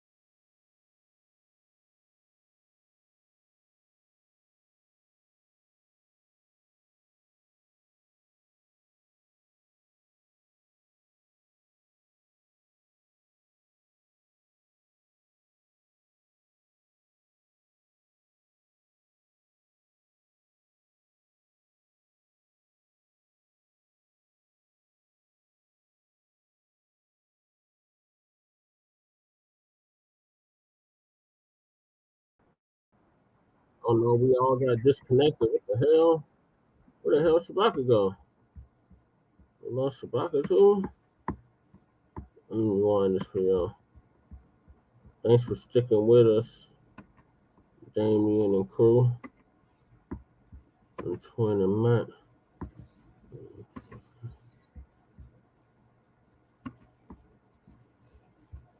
It appears President Trump is. You say to your aides, hey, let's take a look at what we're doing and how we're doing it, so we don't have the confusion that was portrayed in that movie, and we don't basically message to our foes what we're doing so they can watch what we're doing and see the condition of our fleet. So good questions, and I'm not sure why this is happening. It seems a little bit strange to me right now. Very strange. And to your point, Dmitry Peskov, who's one of the President Putin's longtime aides, suggested that they would test in response. He did that in the last 24 hours. I want to play for you what Speaker Mike Johnson said in reaction to Trump's decision today, because I think all of this is creating a lot of confusion out there. Let's play that. I haven't spoken to the president in about 48 hours, so I did not know he was going to say that, but I think it is an important thing for him to have said. Why? Because we have demonstrated, even in recent days, that the only way to maintain peace is to show strength. I wanted to play this because you have been in a position, you were in a position for many years at a very high level of the military, and it feels like testing of nuclear weapons is not actually showing peace through strength. It feels like it's doing something quite different from that. But what did you think of his comments? Yeah, that's the first time I've heard that comment, and it's quite frankly kind of blowing me away, because for him to say that publicly, I mean, if you have doubts about the nuclear program, then this is something that you would bring the Stratcom commander and others who are dealing with nuclear weapons into Congress and provide oversight. But it seems Speaker Johnson has been surprised by a lot of things the president has said in an ad hoc manner. And it just is not appropriate, I think, for him to say those kind of things. And it's certainly, testing of a nuclear weapon doesn't deliver the message of peace through strength. It creates a message that you're doubting your nuclear capability, and you're also trying to show the world that you've got a little bit of swagger, which is never a good thing used in the military. And it could set off a chain of events, as you already alluded to, which is certainly never the goal of any United States leader, Republican or Democrat, or it hasn't been. Lieutenant General Mark Hertling, thank you so much for joining us. I really appreciate it. Thanks, Jim.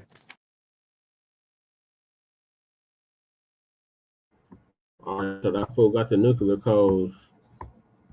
So World War III could pop off any day now. Not to mention 3-Eye Atlas. So we'll keep y'all updated on this craziness. So we need to get to the last topic, and that was Shabaka's topic. So I'm trying to get Shabaka back up here.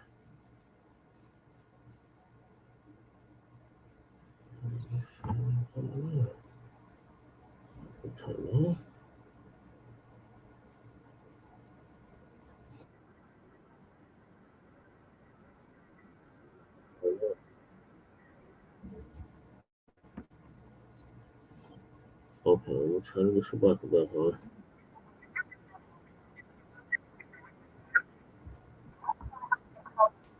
Violence, propaganda, and family. There's a whole lot going on in Burkina Faso that the West doesn't want us to know about. The mainstream media pushes violence, propaganda, and misinformation about Burkina Faso. They paint Burkina Faso in a way that scares us and makes us want to run from Burkina Faso, makes us want to sideline Burkina Faso. But some individuals take it upon themselves to pay a visit to Burkina Faso to check out what these guys are saying. Is it really true, or it's just another false information packaged as news? We know that we've been getting lots of stories from Burkina Faso, the jihadists, the Islamist groups, and all fighting against the Burkina Faso government, and how that the Burkina Faso government, from one innovation to another, from one initiative to another, the Captain Ibrahim Traore government is building Burkina Faso. No, he coming back on, bro. These things are not reported, right?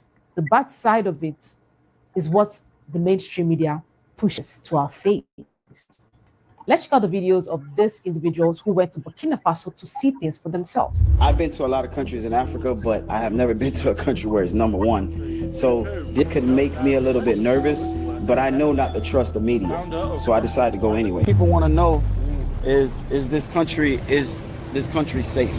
Well, at the capital and Bobo, everything is safe in this area. When Ibrahim Traore come to take the powers, we start to get slowly be peaceful in the doing it. This is a political country, a military country, not country, but the capital is. So it makes it tough to record. But here we are, guys. As you can see, everyone's in a bike. You see bikes everywhere. Kids working early. That's the mosque that we're gonna go see right here. And unfortunately, because I have on shorts, I can't get in the mosque because you only could go in the mosque with pants on, no shorts. That's the mosque right here, right? Yeah.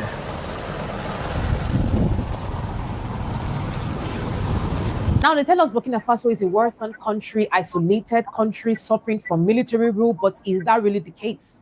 As seen in that video, the people are doing well. If a people can support their government to the point where they sleep outside to protect the government from assassination or war, whatever it may be, does it mean that they are suffering under military rule? They came out. They came out to protect Captain Ibrahim Traore out of their own will, right? Nobody forced them. Now, does it mean that they are suffering under military rule? Because trust me, no government would get the support of the people if they are behaving anyhow, if they are suffering the people. Who would want to support a bad government or a military ruler that is suffering the people? So as seen from that video, Burkina Faso is a developing country. Like Nigeria, Burkina Faso is growing. Burkina Faso is working. The government of Burkina Faso is working. They have bad roads. They have good roads. You know, sometimes we project the good part of some countries and we leave the bad parts. Yes, that's what we do. Then when these guys come to African countries, they project the bad side of the African countries and they leave the good parts. But when it comes to their own countries, European countries, they project the good side and leave out the bad side. But for African countries, we know they project the bad side, right? They leave out the good parts. Because that's how they want us to see African countries. They want us to think that these leaders aren't trying their best. Now let's check out this video of another YouTuber who also visited Burkina Faso, and he had a swell time in Burkina Faso. Let's watch the video. Right. Hey guys, what's up? Welcome back to the channel. Wow, guys, you can see how beautiful Ouagadougou is. Guys, what I can tell you is never believe what the media tells you. Before coming to Burkina Faso, few people that I told that I was coming to Burkina Faso, a lot of them were like, please don't go to Burkina Faso, it's very dangerous, there's a lot of kidnapping, you'll be kidnapped. So we are in this beautiful area, so I'm going to be walking you guys around to show you the real Burkina that the media doesn't show you guys, to show you the real streets of Burkina Faso.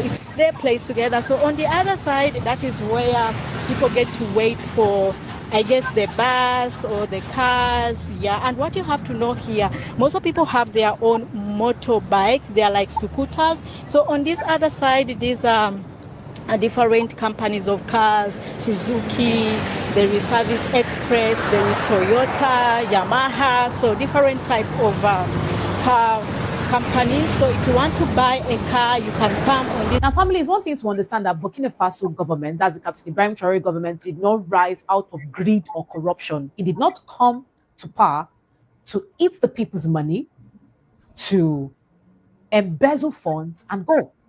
He came to power to work for the people. He came to power to set things straight, to liberate the people from the grasp of colonialism and neocolonialism. And he's doing just that, family. Now, a number of YouTubers have been traveling to Burkina Faso and they've been coming out with good reports. Orderly streets, people who love Burkina Faso, who have deep love for Captain Ibrahim Traore, people who are proud to be Burkinabes. The thing is, some people are even switching sides. They now want to be called Burkinabes instead of citizens of other countries. Front Line, we live right the now. Burkinabes love their country. They love Captain Ibrahim Traore. And let's talk about Captain Ibrahim Traore, a young man in his 30s, doing excellently well, cut short the rule of France in Burkina Faso, working towards true independence, enacted new laws and policies that worked for the people, different initiative that sees to the growth of Burkina Faso. I mean, what else would the people pray for?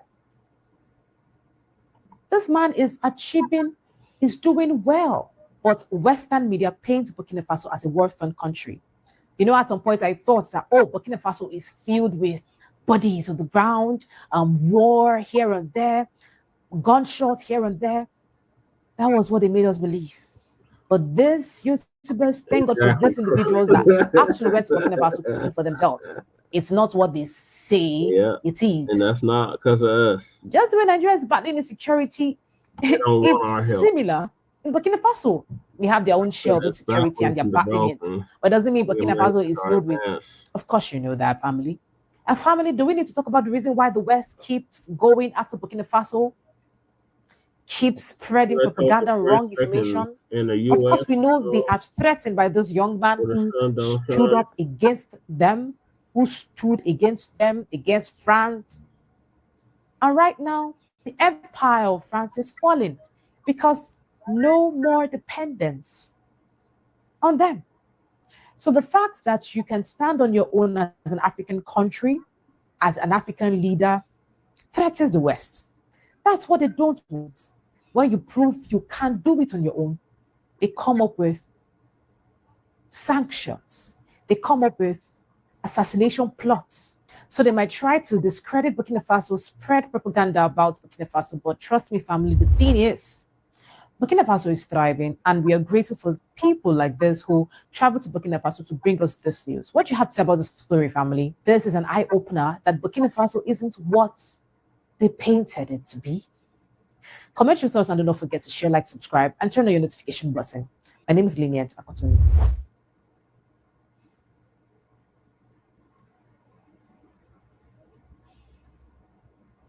All right, so that's the first one. We've been fighting white supremacy since Burkina Faso was a country. Yeah, when it become a country, crew, look it up. I want to say it was in the early 60s. Because before that, it used to be called something else when it was under full French control. I want to say Upper Volta or Lower Volta.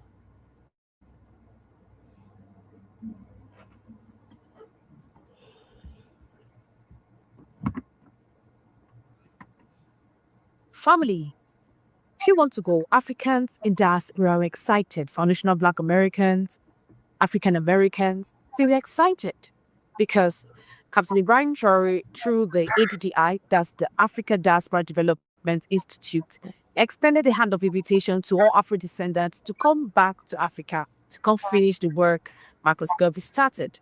They were excited. Now, through the ADDI, that's the African Diaspora Development Institute, over 200 Africans in diaspora were taken to Burkina Faso April-May 2024. They got to see Burkina Faso, see opportunities and businesses they could invest in. You know, it was open to them. Let's watch the video.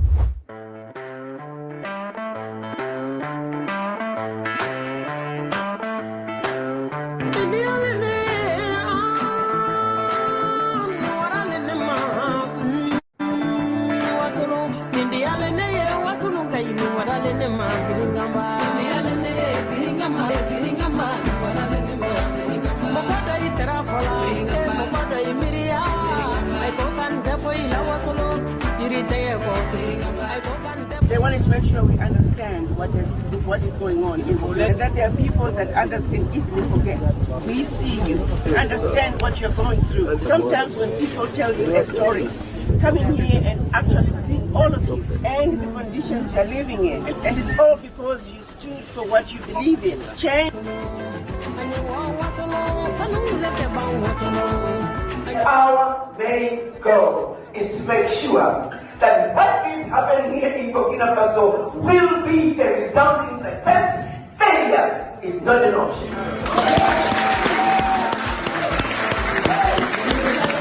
Now, the ADDI also said that they will be going home October. From 26th October to 8th of November, they would have citizenship conferred on them for those who wants the Burkina Faso citizenship.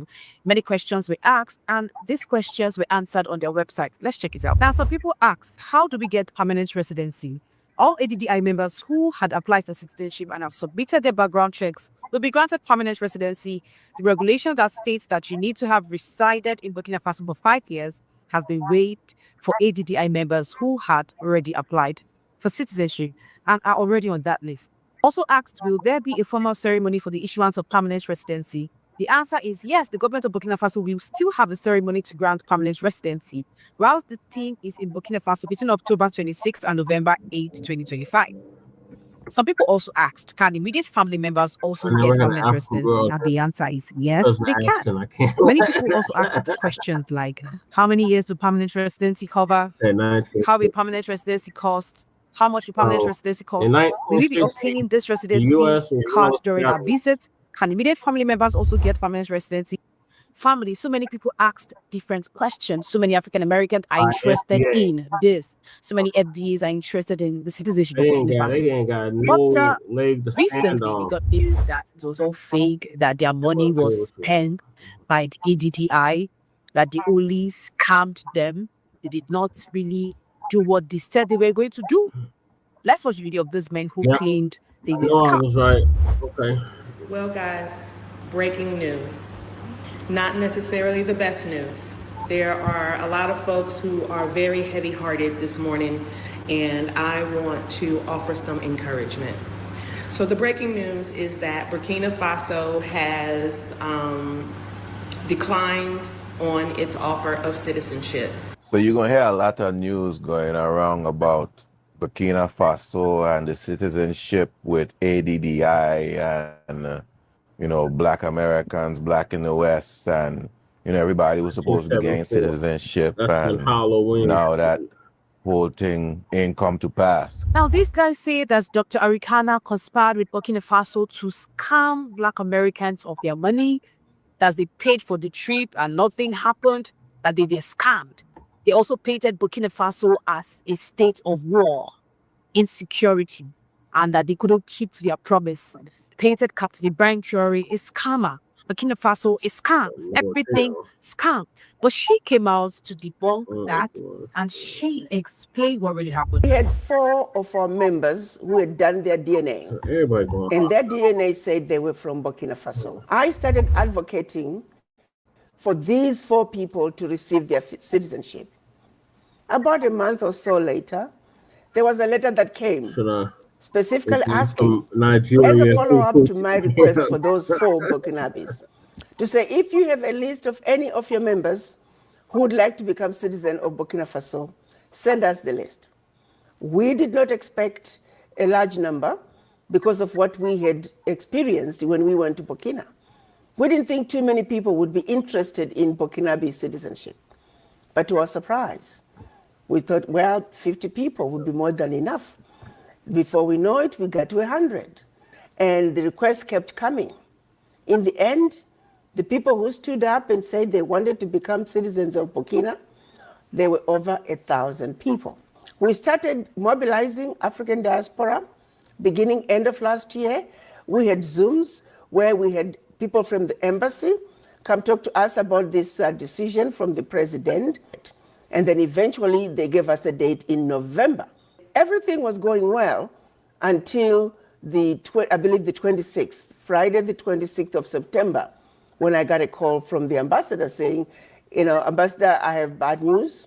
The parliament met and they felt that everybody should follow the procedure that the parliament has put together that would include the ADDI. We had thought our program was always a separate one. It was not part of the process the government was going through. However, they were going to make an exception for ADDI members instead of insisting on the 5-year residence requirement in Burkina before you can qualify to apply for citizenship. They were going to allow those on the list to be given the permanent residence. So family, as seen in the video, she said it wasn't her fault. It wasn't what they planned initially, but things were that way. She said she got a call and everyone must follow the procedure laid down by the parliament. Initially, if you wanted to go to Burkina Faso, you have to go through the ADDI, that's Africa Diaspora Development Institute. And those who go through the ADDI would have it easier than those who do not go through the ADDI. Fortunately, they turned everything and said that is not how it's supposed to be. It's not as though they called up everything, they scammed the Black Americans. No, that's not it. Initially, you were supposed to have it easy because we are part of the ADDI. They had Zoom meeting upon meetings talking about this, about the collaboration, about going to Burkina Faso. But currently, the parliament says go through the process. All your documents, all the things you're supposed to do. And for the exception is, if you're part of the ADDI, instead of the 5-year residency, those on the list will be given permanent residency. As seen in that video, she said the numbers skyrocketed. It was initially 50, 100, and then they had over 1,000 people who were interested in obtaining the Burkina Faso citizenship.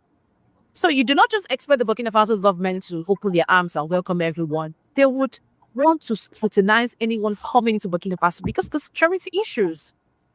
Now, I know the Black Americans feel as though they've been scammed, but that is not the case.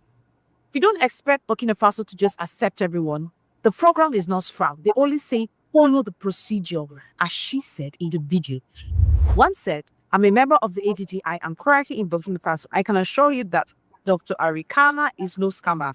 The pathway to citizenship proposal has been suspended temporarily due to structural issues, but diasporas will be granted permanent residency until the country sorts itself out. Permanent residency still allows us access to many of the same privileges a citizen would have.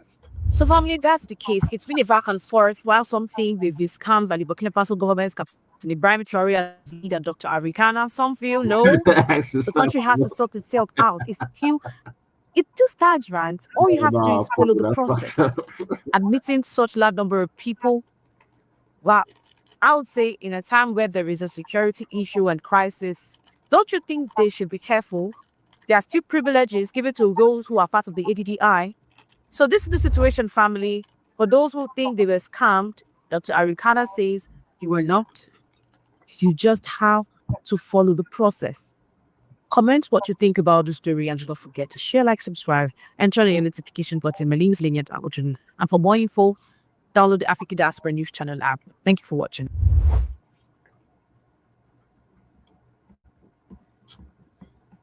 If we're being honest, what's happening in Burkina Faso right now is about far more than spy charges.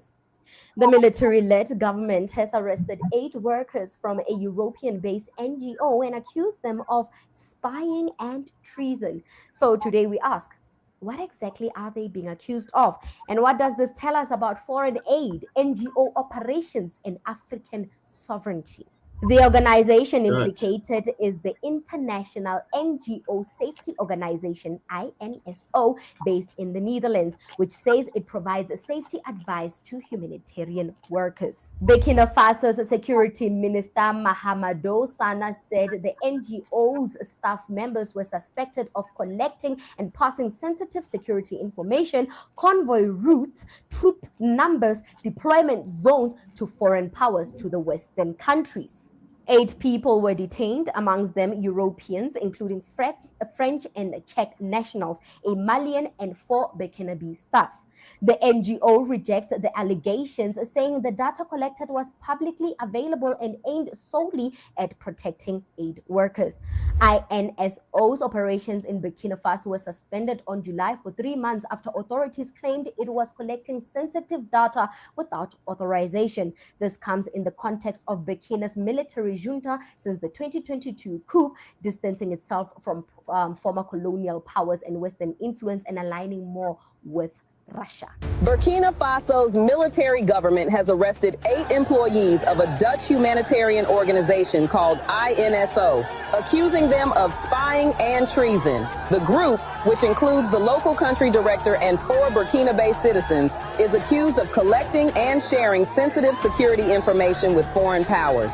The INSO has completely denied the allegations, stating that the information it collects is non-confidential and is solely used to ensure the safety of aid workers in dangerous areas.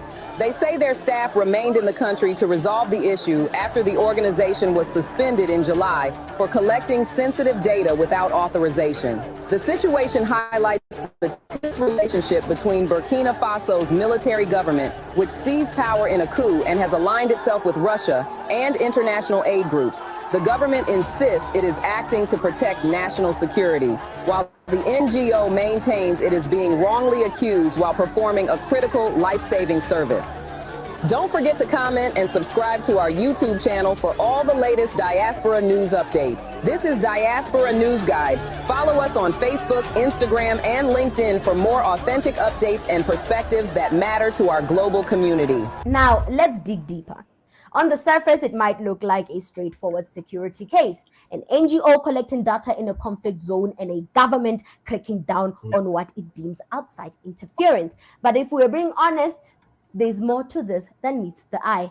Burkina Faso is basically saying we will not be a playground for foreign intel masquerading as humanitarian work. And indeed, when foreign NGOs operate in countries with heavy security risks, the line between humanitarian work and intelligence gathering becomes thin. It becomes a blurry line. But we must ask this, is this about security or control? Because this is set against a backdrop of African states pushing on Western dominance. The arrest raises these questions.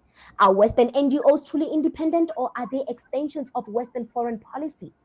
When African states say, stop collecting data about us and sending it abroad, is that paranoia or sovereignty reclaiming? And finally, Does this make aid work harder? Because if governments treat all foreign NGOs as spies, humanitarian assistance is at risk.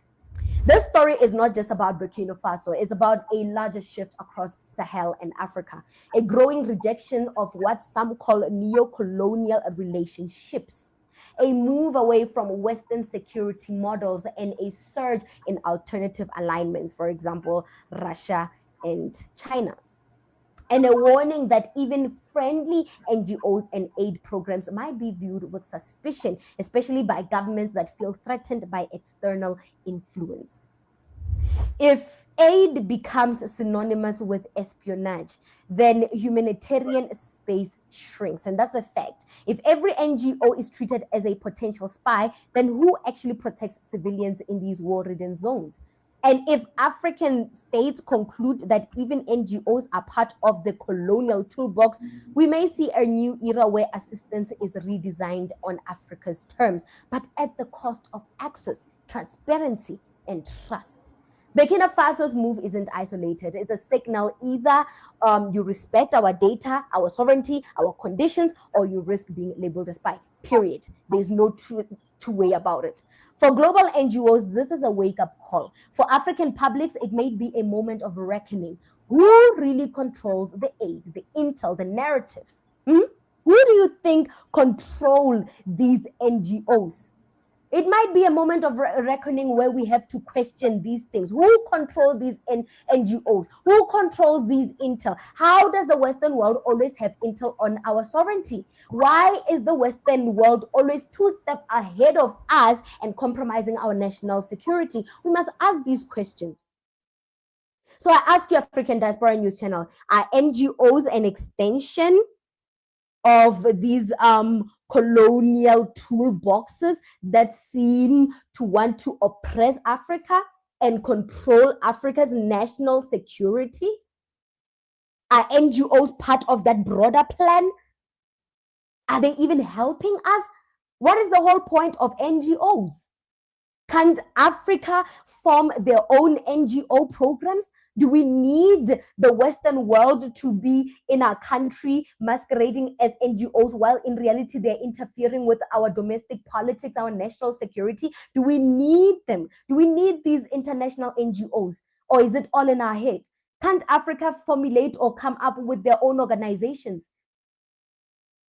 Can't we do that as African people, as the African continent? Whenever someone needs us or whenever a country needs us, we all assemble like Avengers and go help that particular country that needs us. Is it necessary to always have European unions and the United States as part of these NGOs? As part of the assistance? Is it necessary to have them? It's like they take our minerals, make profit from our minerals, and then claim to be helping us with the very same finance that we provide. Can you make it make sense? I don't understand. I don't think it's necessary to have NGOs from the Western world infiltrating, or not infiltrating, coming in the guise of we are trying to help. We are trying to do humanitarian work. Yeah, no, NGOs are a problem. And they're also a problem in South Africa. They're also a problem in South Africa, these NGOs, the Helen Salzman Foundations.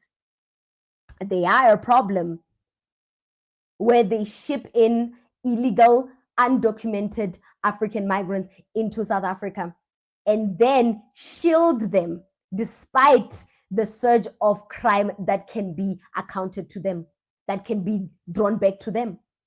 Because they know these NGOs are benefiting. They are benefiting from the illegal immigrants in South Africa. Because they know somehow they even are involved in sex trafficking syndicates, human trafficking syndicates. I'm really scared that the NGOs have turned into something sinister, have turned into organizations or agents of Satan. But anyway, what do you think about this segment? Comment to us in the comment section below. Don't forget to like and share the broadcast. Subscribe to our YouTube channel. Hit that notification bell so you don't miss these groundbreaking conversations right here on the African Diaspora News Channel. And oh, family, I have my own YouTube channel. It's called The Native Talk. The link is in the description box below. So do go to the link, subscribe to The Native Talk. We talk everything African politics, the cultural landscape that shape our continent, and your favorite South African destination that you like to travel to, with me as your tour guide, of course. Until then, have a great one.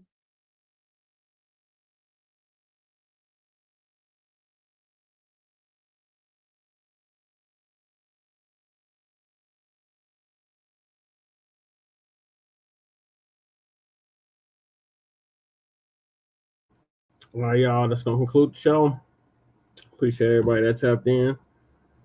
Make sure y'all like and subscribe to Front Line Blacc News, the Revolutionary Agenda. Oh, no, here comes Shabaka. God damn it, Shabaka. You missed all the clips. I was going to round this up. You missed all the clips about Burkina Faso. Okay, enlighten me. So they're saying that it's a lie that he didn't rescind the citizenship to foundational Black Americans.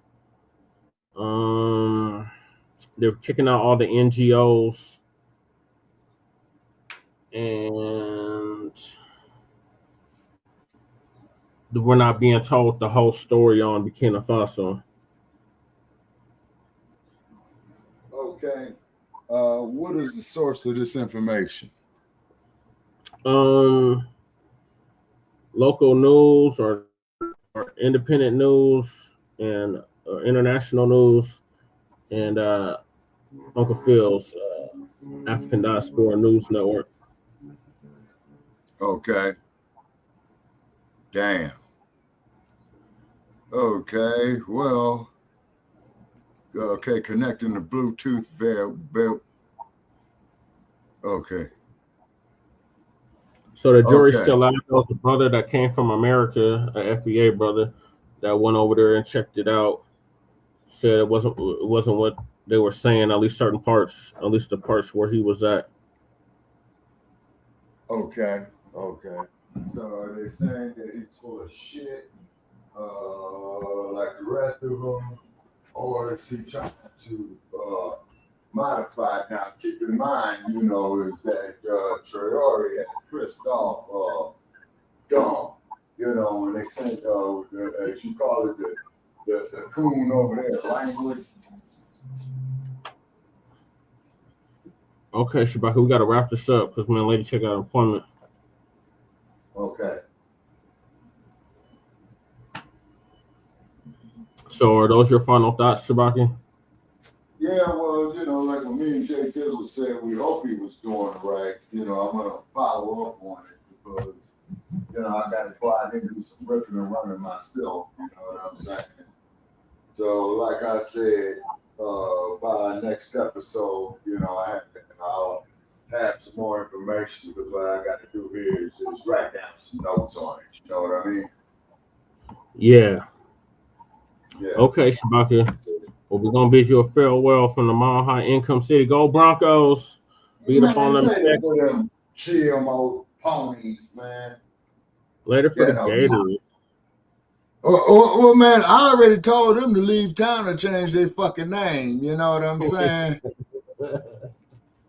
I mean, they misrepresent us here bad here in Sin City for real. And they call themselves pirates. Man. Yeah. That's not good. You know what I'm saying? No, the Buccaneers is the Pirates now. Yeah, because believe it or not, Tampa Bay, when they won the Super Bowl, man, they knocked off none other than guess who? The Gators. No, the Raiders. God damn it, the Raiders. You know what I'm saying? So it was Pirate Bowl. You know what I'm saying? It was straight Pirate Bowl. Yeah, I remember that. I was rooting for Tampa Bay that whole time. Man, look, man, I'm gonna bid y'all a good day from Sin City. Come on, 7-Eleven. All right, 7-Eleven. Come on, SNAP benefits. Yeah, that Peace, too. love, light, reparations, separations, and Black empowerment. Chair and Chroma and Lady Chase signing out on this Halloween From the mile high income and illegal migrant flooded city. Yes, sir. Peace. Okay. See you next month in November at midnight. All right. Yeah, y'all going down.